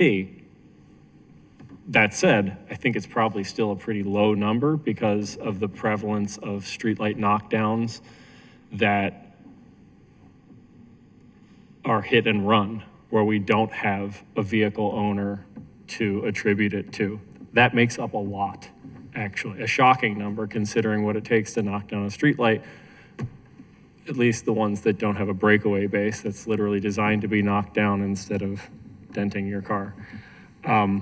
Also of note, it was in that same conversation with Brent Hooper where he said, look, even knowing that we can't specifically attribute it to vehicles, and so police reports are an insufficient account of knockdowns. It requires us to do an internal tracking and inventory system. We can assume that like 99% of the streetlights that end up lying on the ground in pieces or whatever are from vehicles hitting them. He said, but if you're really interested in ones that are a different story, you might look at those ones on Howard Street along the light rail that are so rusted out they're literally blowing down in the wind. So another point there, we really got to get that coordinated with MTA. Don, we'll go back to you. Thank you, Mr. Chair. One of my colleagues just wanted to provide an additional piece of clarity on the claims process. So I'm going to let them address that really quickly. Hi. Tell us who you are and what you do. Hi, I'm Debbie McKee with Get a BGE little Outdoor closer. Lighting. Maybe like 4 inches from the mic. Gotcha. You can pull the thing toward you also. This is my first experience here, so this is You good. you can pull this toward you. Bring this towards me? Yeah, Okay. Is that good? like 4 inches. There you go. There you go, Okay. that's better. Hi, everyone. I'm Debbie from BGE Outdoor Lighting. I am an analyst in BGE. So I just want to clarify. I think there was a misunderstanding at our pre-meeting. So BGE does not file claims to insurance companies. Insurance companies will contact us with information. So this is a scenario I'm going to explain. This is a city-owned knockdown, okay? And Baltimore City supplying the material. So this is the scenario. Our claims department will have labor and contractor costs, but not material because it's supplied by Baltimore City, okay? But the insurance companies want to be billed as a whole. So we bring those charges in. Baltimore City has given us a price list for, let's just say, a 30-foot aluminum pole, say $1,100, just an example. We will bring $1,100 into our cost summary and bill the responsible party. And that's where the insurance companies will contact us wanting information about the charges. They want to know what the expenses were. So we will bill the responsible party. Then BGE will create a purchase order and forward it to DOT. Kathy Varela, I believe, I don't know her department, but she's the one that receives the purchase orders. And then she will send it to the fiscal chief's office, and they will bill back BGE for the materials that we collected on from the responsible party. So it's just to make it whole. They're billing you for the materials. So you're supplying the materials, so we don't have the expense of the materials because you're Yeah. supplying it. Yeah. But we need to bill the responsible party as one, labor, contractor, and materials. Okay, so now we've collected on that revenue. Now we need to make it whole with Baltimore City. They bill us back via purchase order that we sent them, and that's how we end up paying you for the materials that we collected the revenue on. So, 2 questions. When the insurance company is asking you about the cost or value of labor, that is labor for what? For removing? For making the- it safe, Okay, and then reinstalling the pole and fixture once we go to the city yard to pick up the materials. So our contractors will install the pole and fixture back, and that's what the cost summary is, including those labor charges.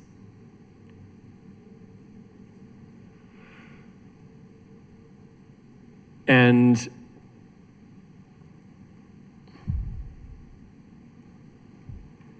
when, So that and scenario is so, for, so when DOT is paying BGE to do a light replacement, DOT is not paying BGE for having collected it depends on who supplies the material. but I mean, for, like, DOT is not paying BGE then for No. collecting the materials? No, because we have collected the revenue from the responsible party or insurance company.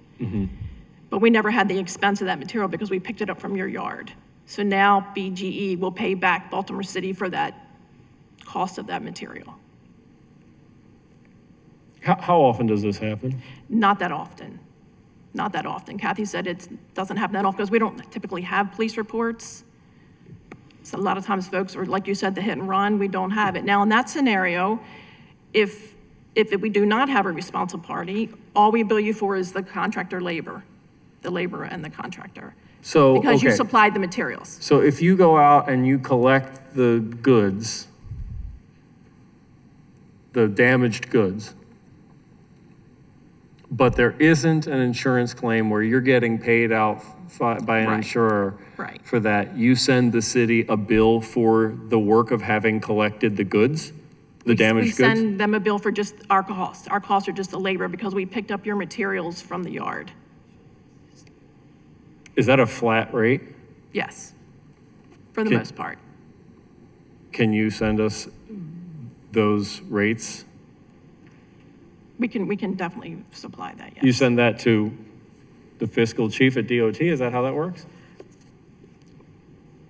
Do we send it to them, like, we send a bill out, so in other You words. send the bill to, Yes, most likely. okay, It's sent to maintenance administration. okay.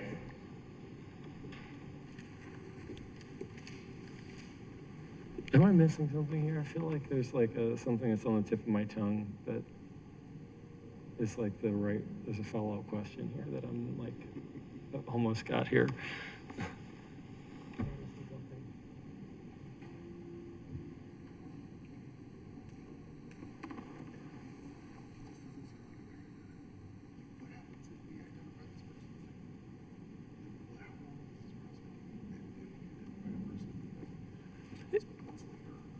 If you could, we might have some follow-up thoughts on this at a later date, but we'd like to know how much you bill the city on a case, like on a per case basis. I'd also like to see a record of the number of the individualized cases where you've sent these bills. I'm sure you've got some basic tracking of the bills that you've sent to the city.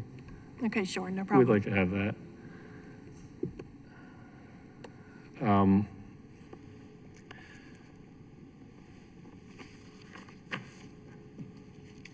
I want to make sure that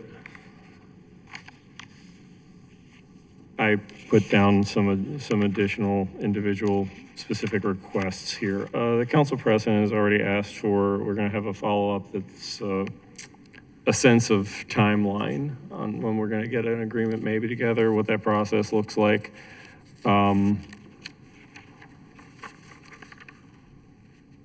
We've talked about data sharing and reporting challenges. We don't have OPI here, but maybe Webster, are you still here? Yeah. Have you just for a second? You're working with OPI. Sorry. We want DOT to have its own comprehensive asset map, right? BGE has its bge.streetlightoutages.com website, and it is evidence of a comprehensive asset map. And they sent us a spreadsheet last night that's got 77,000, isn't it? I scrolled through it so fast, I was like, there gotta be some missing numbers in here, because I can't have gone from 1 to 77,000 and there have been actually 77,000 lines of data in this spreadsheet. No, there are 77,000 lights and that's just what BGE maintains, right? It's all of your lights, That's all of our. all of the lights, ones that you maintain, the ones that we maintain. There are lights that the city owns that are not on BGE's map, Yes. though. So there are others. I mean, there's Rec and Parks maintains some lights that's not on there. But Yes, so the list that BG&E sent included all of the lights throughout the city. It includes the lights that are on the BG&E circuit and the lights that are maintained by DOT. But on it the city doesn't, circuit. it doesn't include the ones that are maintained by Rec and Parks. No, I didn't see that. I I don't didn't think see so. those. Yeah, okay, cool. So is OPI, are you working with OPI to put together our own, we need to own the kind of map that they have, right? I need Yes. for people to be able to go into the 311 system, right? Here's a fundamental issue for me is I know that BGE.streetlightoutages.com exists, but like 1 in 1,000 of my 40,000 constituents knows that it exists. And I'll say probably 1 in 3 of my constituents knows that 311 is the thing that you use to call and make reports of city responsibilities to the city, right? Yeah. The city needs to have a map that functions just like BGE's does, and it has to be our map. And so it has to be mapped to the asset, not the address, because it's actually very functional and effective when it maps to the asset. Are we doing that with OPI? Yes, so that is the plan of the project. We essentially, BG&E uses a point-based GIS system to locate all of their assets, and the city utilizes a layer-based system. So we're working to collaborate with BG&E so that we have a layer-based system that identifies all of our streetlights similar to BG&E. Great, that's, I mean, absolutely essential to being able to use a single 311 SR to say, this light is out, and the citizen has no idea whose responsibility that light is. It could be DOT, it could be BGE, it could be Rec and Parks. And that map, and Rec and Parks is also developing an asset map of what they have. And so I want to make sure that that is integrated into this as well, because when a citizen goes into one SR and clicks on one light or identifies one light, that needs to be in that system right then and there, not by having somebody go out and look at it and figure out which light it is. And it's in the system right there at the point of initiation that the system should triage whose responsibility it is and assign the task to go and actually fix the thing. Agreed. Yeah. I'm not going to ask you to tell us a timeline right now, but similar in the next 2 weeks, can you get back to us with a timeline of development of this and expectations for how it, how and when it's going to be working? Yes, absolutely. I love one-word answers. Thank you. Two-word answers when the second one is absolutely, even better. All right, I want to get some commitments and clarity on these backlog things that are these extenuating circumstances. Whose decision is it as to what is going to be a suitable alternative pole for the ones on MLK, the Inner Harbor pole? Who is making the decision?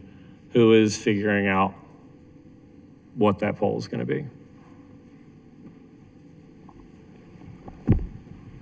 Councilman Dorsey, I am making that decision. And we've already had the pilot that's been in Councilwoman Middleton's area. We have gotten no negative feedback.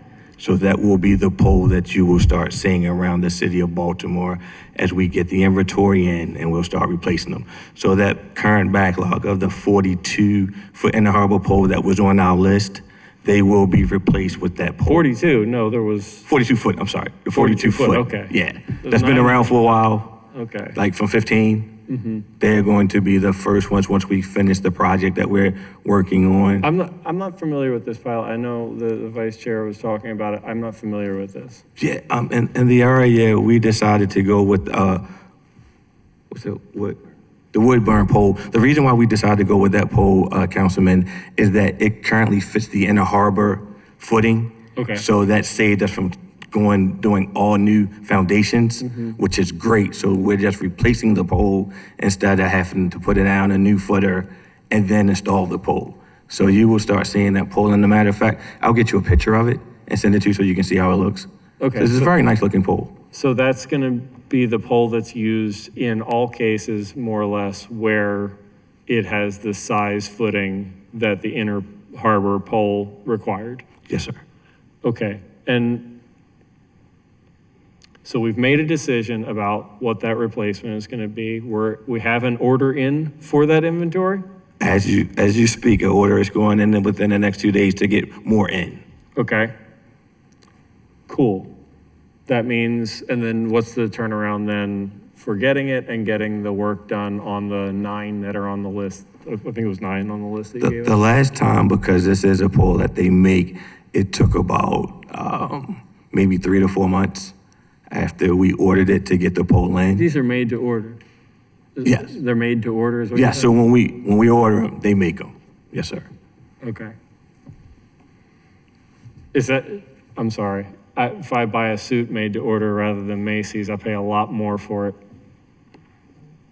No, we're paying what the industry I don't buy suits at pricing Macy's. is. But you remember, they're different from our normal aluminum, 11 foot and a half, 22 and 27, Okay. or 30 foot.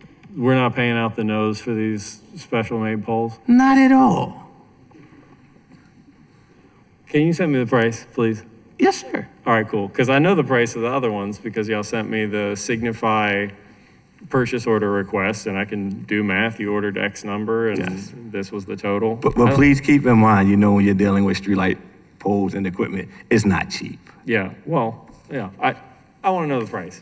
Thank you. Yes, sir. Okay, that's the Inner Harbor poles.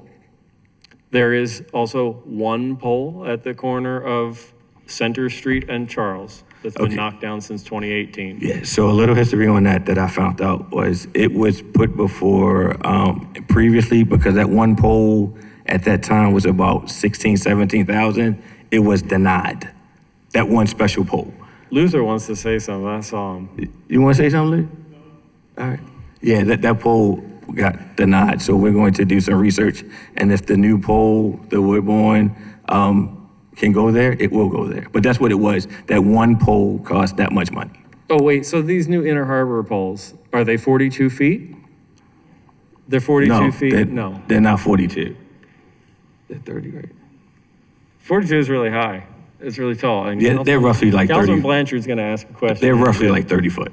They're 30 foot? Yes. Okay. But the 30-foot ones that we use normally use a different footing. I'm sorry. The 30-foot poles that we use normally have a different footing, so the normal, Yeah, we use a different base for those, the Yeah. aluminum ones. okay, so you're getting a quote that's not $16,000 for one pole. from No, the corner of sir, Center we and would Charles. never do that. Yeah, all right, okay. Honestly, you sound really, not reassuring in that tone.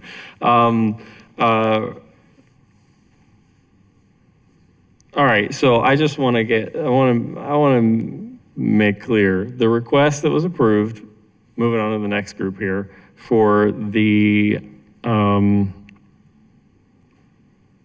forget, I don't have the full spreadsheet in front of me, but there was a group that you said, request was approved on 319 for the BOE, by the BOE for some additional, some needed materials. Yes. That I was like, come on, guys, you made like a half a dozen orders from this same vendor for materials since these things were knocked down. How come you didn't get it with them?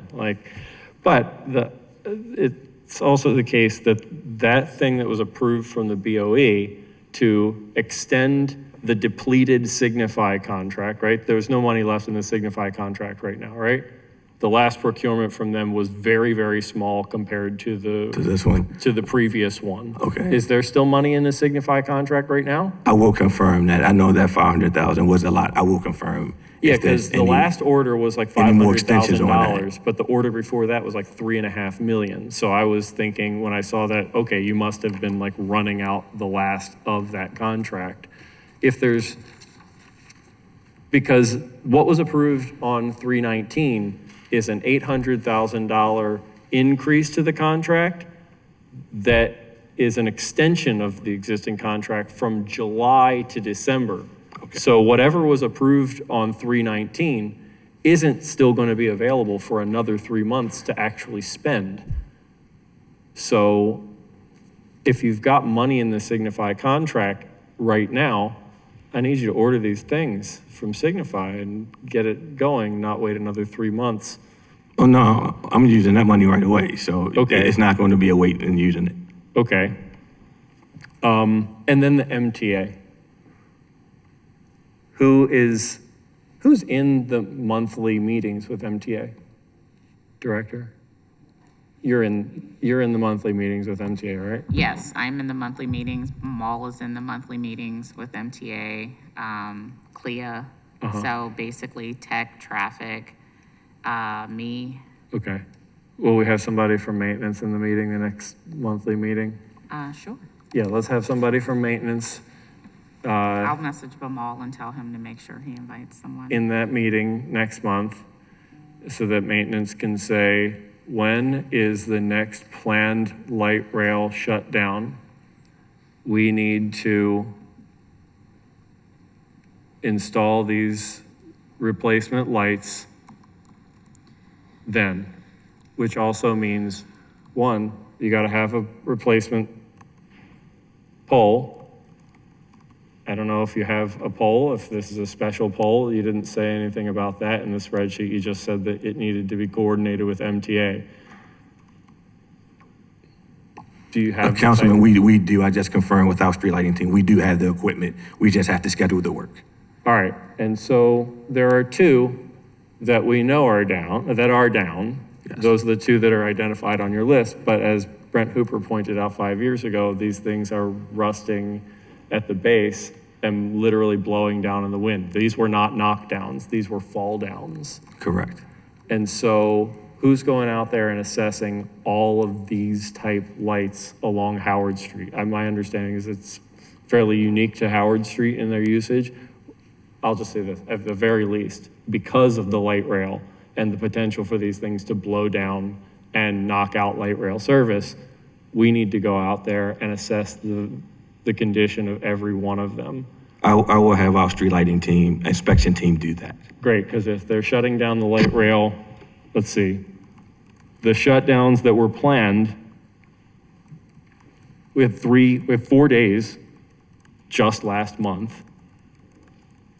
And we had 3 days in August of last year, and then there was the unplanned one from December 8th to December 22nd, 2023. If we only get 3 days of shutdown, we need to go out there in those 3 days and replace all, not just these two that have already come down, but all the ones that we think are in such bad condition that this could, that they could also fall down.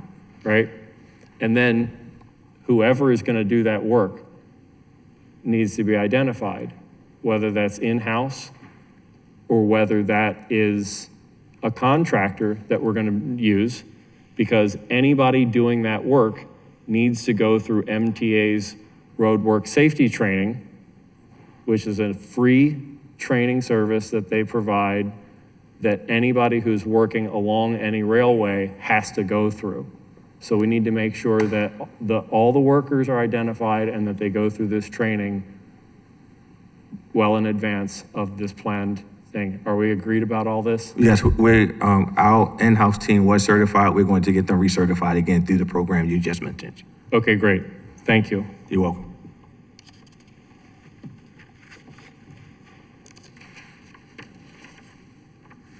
The director already acknowledged we're gonna create a knockdown tracking system here. Yes. Where, when it gets knocked down, what it is. I was very happy to see in BGE's data, it's very clear that what asset exists where, what components it's made up of. It's not just that there's a street light at this location 100 feet down this road from this intersection, which I thought was an insightful way of identifying everything.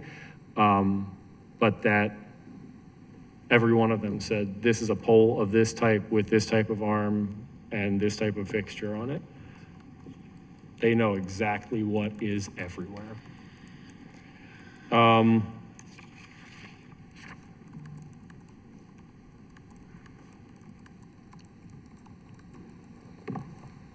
You're making order, there's an order being made within, what did you say, right now for something we just talked about, but then we've got this issue of this backlog surplus. We need 136 more poles, 25-foot poles right now, so that BGE can do the 25-foot replacements. We need 191 new 30-foot poles right now. We're not going to have that Signify contract increase until July. We're going to look at what we have available, if anything, in the Signify and see if we can order those poles right away. Yes, we are. And then we're also going to look at further procurement, get some quotes because we need that materials. Okay. And then BGE needs the 49 30-foot poles that we have, the 111 25-foot poles that we have, 27 of the 175 11.5-foot poles that we have, and 11 of the 298 Homeland poles that we have. These are all going to be made available to BGE immediately, right? No, sir. If we can talk, we cannot deplete our stock. We're still doing work too. And we share the inventory. Can we deplete 85% of our stock since they're maintaining 85% of the lights. Can we have further conversation on it? Because I want to make sure that we are still able to do work along with supplying for BG as well. Let's agree that you're going to give BGE at least 11 Homeland-style poles and 27 11-foot-6 poles. That is a guarantee. right now. When do y'all want to pick them up? We're agreed. They have these things available. And then we're going to figure out Then we're going to figure out those other numbers. why DOT is hoarding supplies that we require them to use, right? They shouldn't have 11 or 27 that they're waiting on materials for when we have 10 times that material available. I got it. Can you tell me, On which one? I'm sorry, which question you asked? I'm gonna ask you by close of business tomorrow, how many 25 and 30-foot poles you're gonna give them? Okay. Okay, by close of business tomorrow, I wanna know how many they're getting. Okay. Because I need them to knock off as many as possible of these 247 25-foot poles and 240 30-foot poles. Yes, sir. Okay.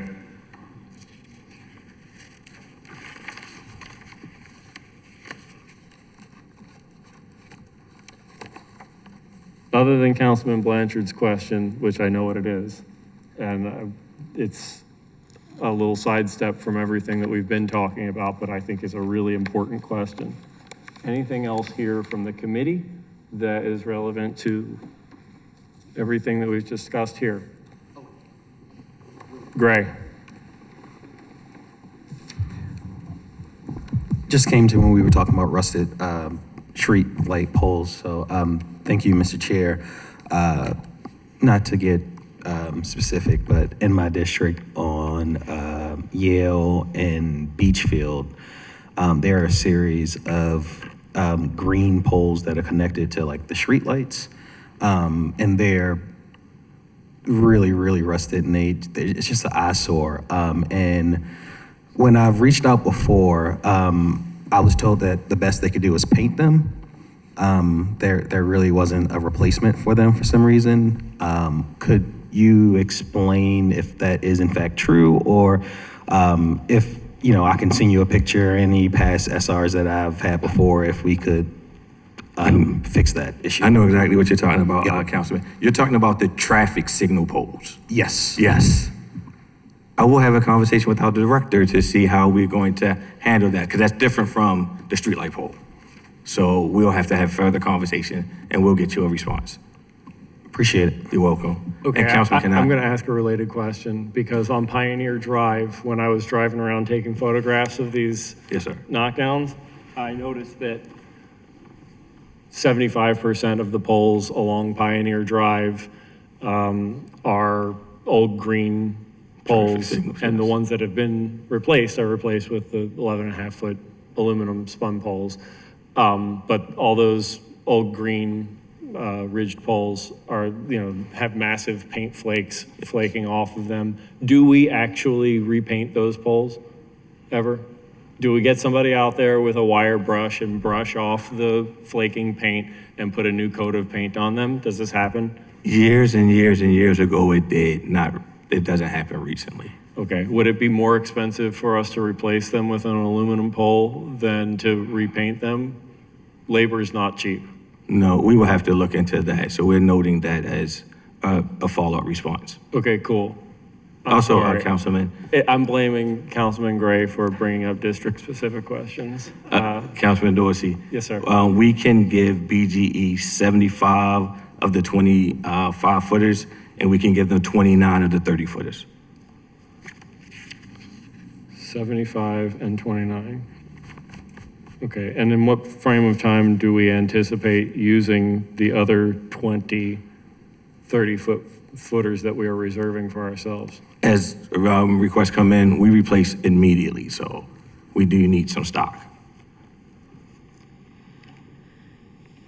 I'm just gonna math here for a second. We can't deplete our entire, No, we can't. I hear you. But if operationally though, that's not how. If We can they're run it. maintaining 85% of the lights, I keep saying that number. This is not far off, right? It's about that? It's like 85, 90. I mean, you Okay. close. we'll say 85, because that's in your favor. If they're maintaining 85% of the lights, 85% of the 49 30-foot poles that we have is 41.65. We can call it 41 if you like it. Why can't they have 41 of those 30-foot poles instead of 20? Because we can't deplete our stocks. Just say, for instance, we get 10 knockdowns. We need our stock, sir. We need to have something. Just putting the thought on the record. We understand. but we can't. 85% is 85%. Yeah, I know. You're going to get 25, and you're going to get, what's the other one, 75? They're going to get 75 and 29. 75 and 29. Okay, I like 29 better than I like 25. Yeah, we can negotiate. 42 sounds more No, it accurate does to me, not, but- sir. All right, I want to time check real quick. I don't think there's anybody here for public testimony, but I do at least want to ask for it. And I'm saying that as a time check on how much I want to spend on this next discussion here, which is, I think, actually really important and something's been on my mind for a while. And glad to have Councilman Blanchard bringing this up. It's yours. Thank you, Mr. Chair. I know everyone is eager to hear what this question is going to be about now. Ethan, can you put the, awesome, okay. So I was tickled to see that the Otterbein light poles are an actual named pole in the city. So about a little over a year ago, I tweeted this. You can see it on the left side of the screen. If you don't think good lighting makes a difference, walk through Otterbein at night. Historic style lights, not too tall and not too bright, all over the neighborhood. Makes a huge difference for perception of safety and general coziness. And I really do. I'm not that popular on Twitter. It got a lot of likes. There you go, 128 of them. It is a very, it matters, right? And there's a reason that, they're named, the names that we have for neighborhoods are Otterbein, Bolton Hill, and Homeland, to a previous point that Councilman Gray had made. It's because the city was making, specific commitments to certain neighborhoods. But this is to say that we should have this in, we should have this in more of the neighborhoods. I want to look at the second one. This is right in front of the Shake and Bake on Pennsylvania Avenue. And so you can see here, you have one pedestrian style historic-ish light. I think there's one on the other side of that crosswalk as well. But you can see further down, most of the rest of that street is the Acorn highway style lighting. I like calling them pedestrian lights and highway lights. And so I guess my first question is, how does DOT decide whether to use pedestrian lights or highway lights in an area?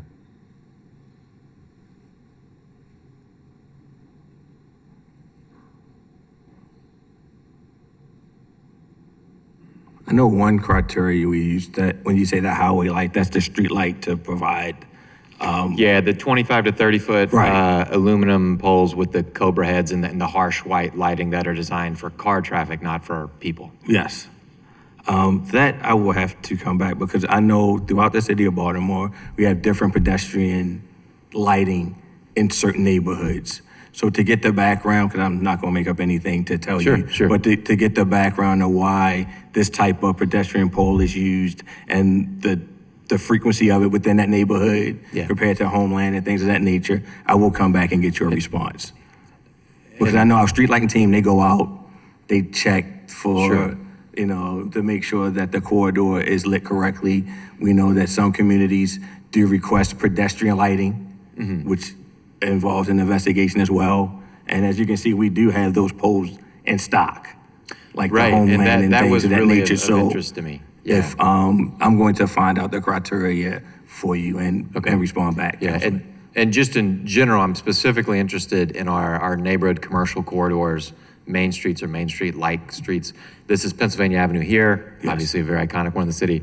You see the exact same type of situation next to Lexington Market in my district, as well as in Federal Hill Main Street, where you have random, like the soft yellowy, like the prettier historic looking lights interchange randomly with the highway lights. And it matters both during the day, but also at night as well, from we want our Main Street areas to Yes. be like cute and vibrant, and this is, I think, a really awesome way that if we figured out how to do it, particularly if we do have a surplus, right, of certain poles, the follow-on question, and I think this is my last kind of question here, is what is the process of, so let's say DOT looked into it and said, you're right, these should all be the pedestrian-focused lighting, right? What is the process of going from the car-centric lighting to the pedestrian? Like, can you just remove the base? Is the wiring the same? Does that question make sense? I know process what you're of saying. It's retro- just interchangeable. Like we had to find a pole that matched the pattern of the inner harbor for replacement. That's the same thing you're Right. asking, if we can remove that pole and then put another pole in. Yeah, how complicated is the process to do that? I'm going to let my technical experts who do this on a daily basis chime in on what it really takes to get that done. You got to hit that. Good afternoon. I'm Aaron White, Supervisor for Street Lighting, DOT. Thank you, sir. Your question is changing the entire pole or just the fixture? So, yeah, so in the photo that we have next to the shake and bake, we have the smaller pedestrian style light, which looks like it's missing part of the fixture, on the left, and then we have the taller aluminum highway style lighting on the right. What would it take to replace the highway light with the pedestrian light? Basically, if the bolt pattern matches the pole, we could just swap out the pole, which a good percentage of the time, that is the, Let me ask it this way.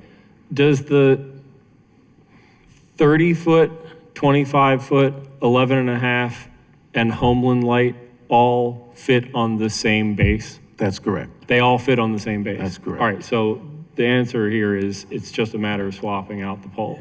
But can I add to, we have to keep a certain amount of streetlights available to light the street.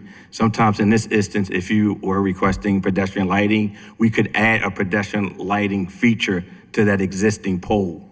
But we can't alleviate all of the streetlights in certain areas because the street does still need to be lit, where the pedestrian pole does not light the street. I'm gonna jump in here because that is the fundamental question for me. Yes. A street lighting pole rarely, if ever, adequately illuminates a sidewalk and provides benefit to pedestrians. But a pedestrian light does provide lighting to the street, which is then supplemented by the headlights on the cars that are driving on the streets anyway. And so I would assume that our preference should be for pedestrian lighting. I would even go so far as to say that, like, probably anywhere that there's a sidewalk, we should probably only be installing pedestrian style lighting, that would adequately light the sidewalk and the street. And it's probably only in places like Pennington Avenue and the portion of Perring Parkway north of Echodale or Woodbourne up to the county line, places where we've basically got highways, Hilton Parkway, even though there's actually a bikeway and sidewalk on the side of Hilton Parkway. You folks like our gateways and primaries with the... Like these highway-like conditions that we have in the city, it's understandable that we would just use street lighting where it's only a street, it's only a roadway. Right. For cars, it's not a place for people, and there aren't adjacent buildings to it that, that create the relationship between the public right-of-way and private land use and public use of space.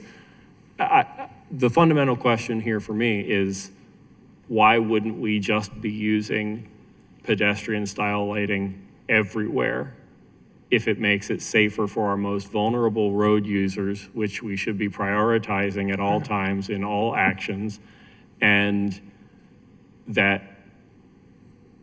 the combination of pedestrian style lighting and headlights on vehicles, I think, is plenty adequate for illuminating streets for road users. I'd like to know maybe some sort of well thought out, considered response on the likelihood of just changing our MO here. Gotcha. And if they are interchangeable at the base, the fact that we have a surplus of Homeland lights and the lights that I think both the chair and I agree should not be on Pennsylvania Avenue, we have a shortage of those lights and poles.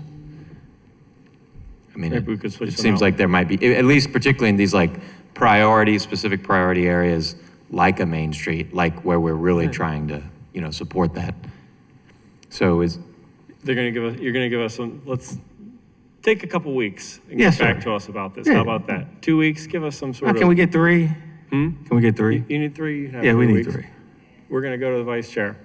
I just want to add to this conversation, when I saw the streetlights, which is where the Shake and Bake is a very distressed area. And I guess part of the answer to the question should be, do you consider that, it's a heavy crime, drug area near Shake and Bake, which, we're trying to clean up.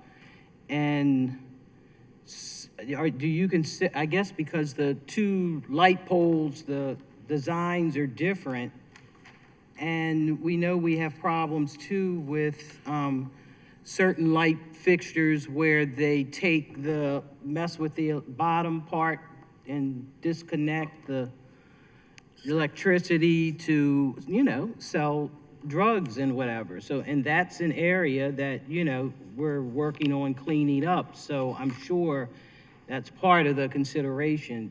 Please comment on that if I'm mistaken. Yes, Councilwoman Minto, so we do. So we have a street lighting inspection team because we get concerns all the time about either the light is too bright or not enough in the community. So that team does go out and they do lighting assessments. When the lighting assessment comes back that that light is not adequate, we do then get additional lighting installed in those areas. Historically, I would have to find out, by doing some research to the best of my ability, what makes we understand the open area of the 25 and the 30 foot, and you mentioned earlier, one of the issues that we have is that the forestry is not cut. So the lights are just shining the leaves and not protruding. But one other thing is that the street light is only for the street. And we can, if it's deemed fit, we can put an assessment on a streetlight pole that shines in the pedestrian area, even on the 25 and 30 footers. So that is also a possibility for areas that have low lighting in the pedestrian area. But what you're saying is truly going to be taken into consideration about areas that are highly pedestrian used, and at night the light is just not adequate for them. Thank you. And Mr. Yes, Chair, ma'am. just one more question. You had, because you had brought up, does DOT attend a certain meeting? And I guess I want to ask, do you have someone assigned that attends the Public Service Commission meetings as well on a regular basis to just stay abreast of what's going on there? Is there a representative from DOT that is involved in attending that meeting? Excuse me. No, we don't have anybody that is regularly attending. I will say that in light of some things that have happened recently, I definitely feel like that's something that needs to change. So I do feel like, excuse me, we should assign someone to regularly attend the Public Service Commission meetings. Thank you. Yeah, I think that's a good idea, especially if we're really trying to work on a contract agreement with all parties as well. Thanks. I'm doing a little math here from the procurement records that DOT sent. So an 11.5-foot pole costs us $485. And a Homeland pole costs us $825. I assume, I don't know, I haven't looked closely, but probably there's a similar disparity in the fixture cost as well. So for a PM Town Guide fixture, it's $715.89 For which fixture is that? for a PM Town Guide contemporary fixture. That's the fixture, if you're starting to notice, it's round and it has the hat. LED. It's the hat, Okay, yeah, right? It's the wide brim hat? yes. Okay, And then the Victorian Acorn fixture cost us $950 each.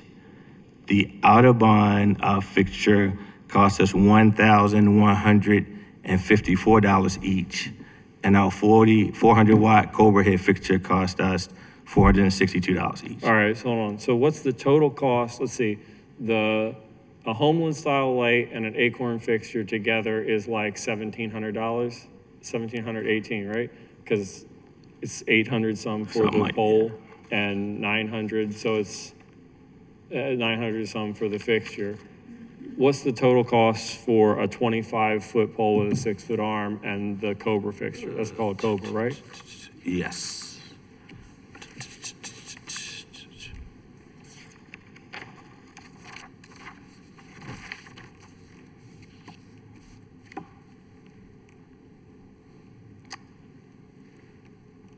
What size pole again, sir?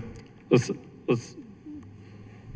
25? That photo that we had up here a minute ago of in front of Shake and Bake, was that probably a 30-foot pole I on think the that was a right 30 side? foot. It was a 35 or was that a 30 or a 25? That was a 30-foot. So let's do this. Let's see.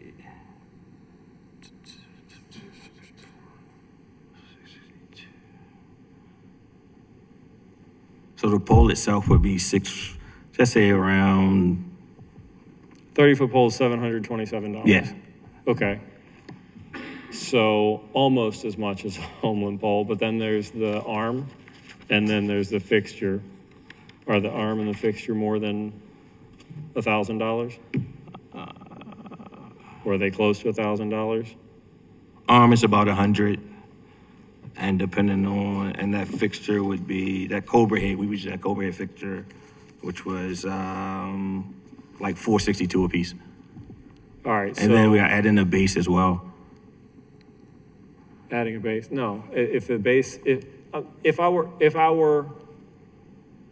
the base is the same, because the base is the same, we just heard that, right? The base is the same for the 30-foot, the 25, the 11.5, and the Homeland. They use the same base. They all fit on the same base. Yeah.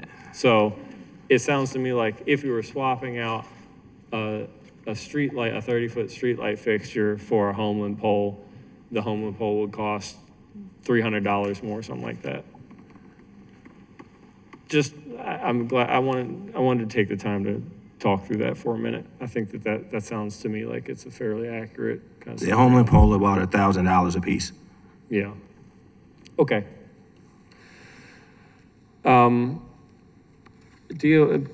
BGE has sat here so diligently and quietly, and I'm sorry that I don't like to take up people's time just having them sit and be present, but I want to ask, is there anything that BGE would like to add to this conversation that I haven't covered?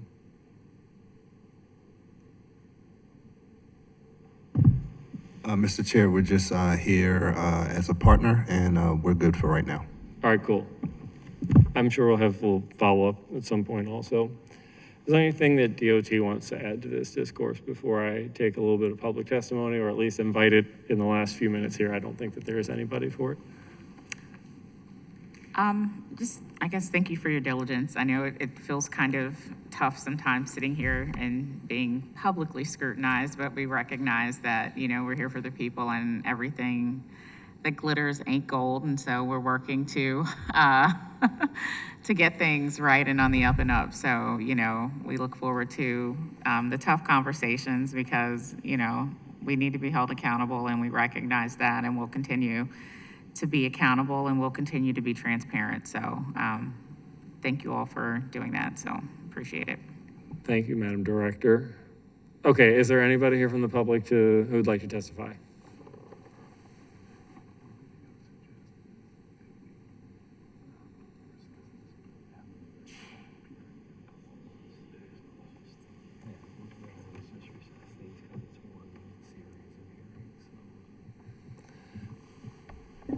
All right, so I think that we're cool here.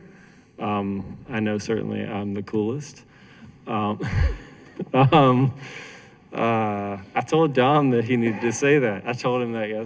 The Director Macbeth is actually the coolest? Okay. I told you, Dom.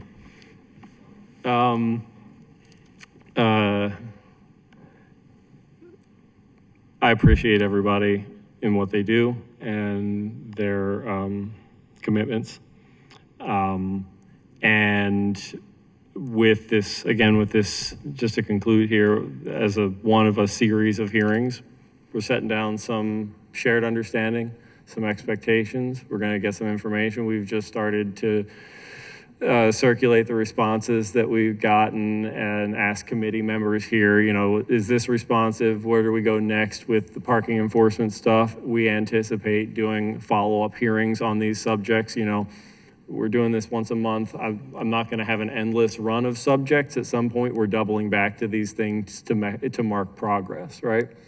And as you know, our list of issues with any given concern, parking enforcement, street lighting, gets shorter, you know, we'll have one hearing that's on 3 subjects and check in on all of those subjects in a more abbreviated time, right? So for now, we're in recess just till that day comes.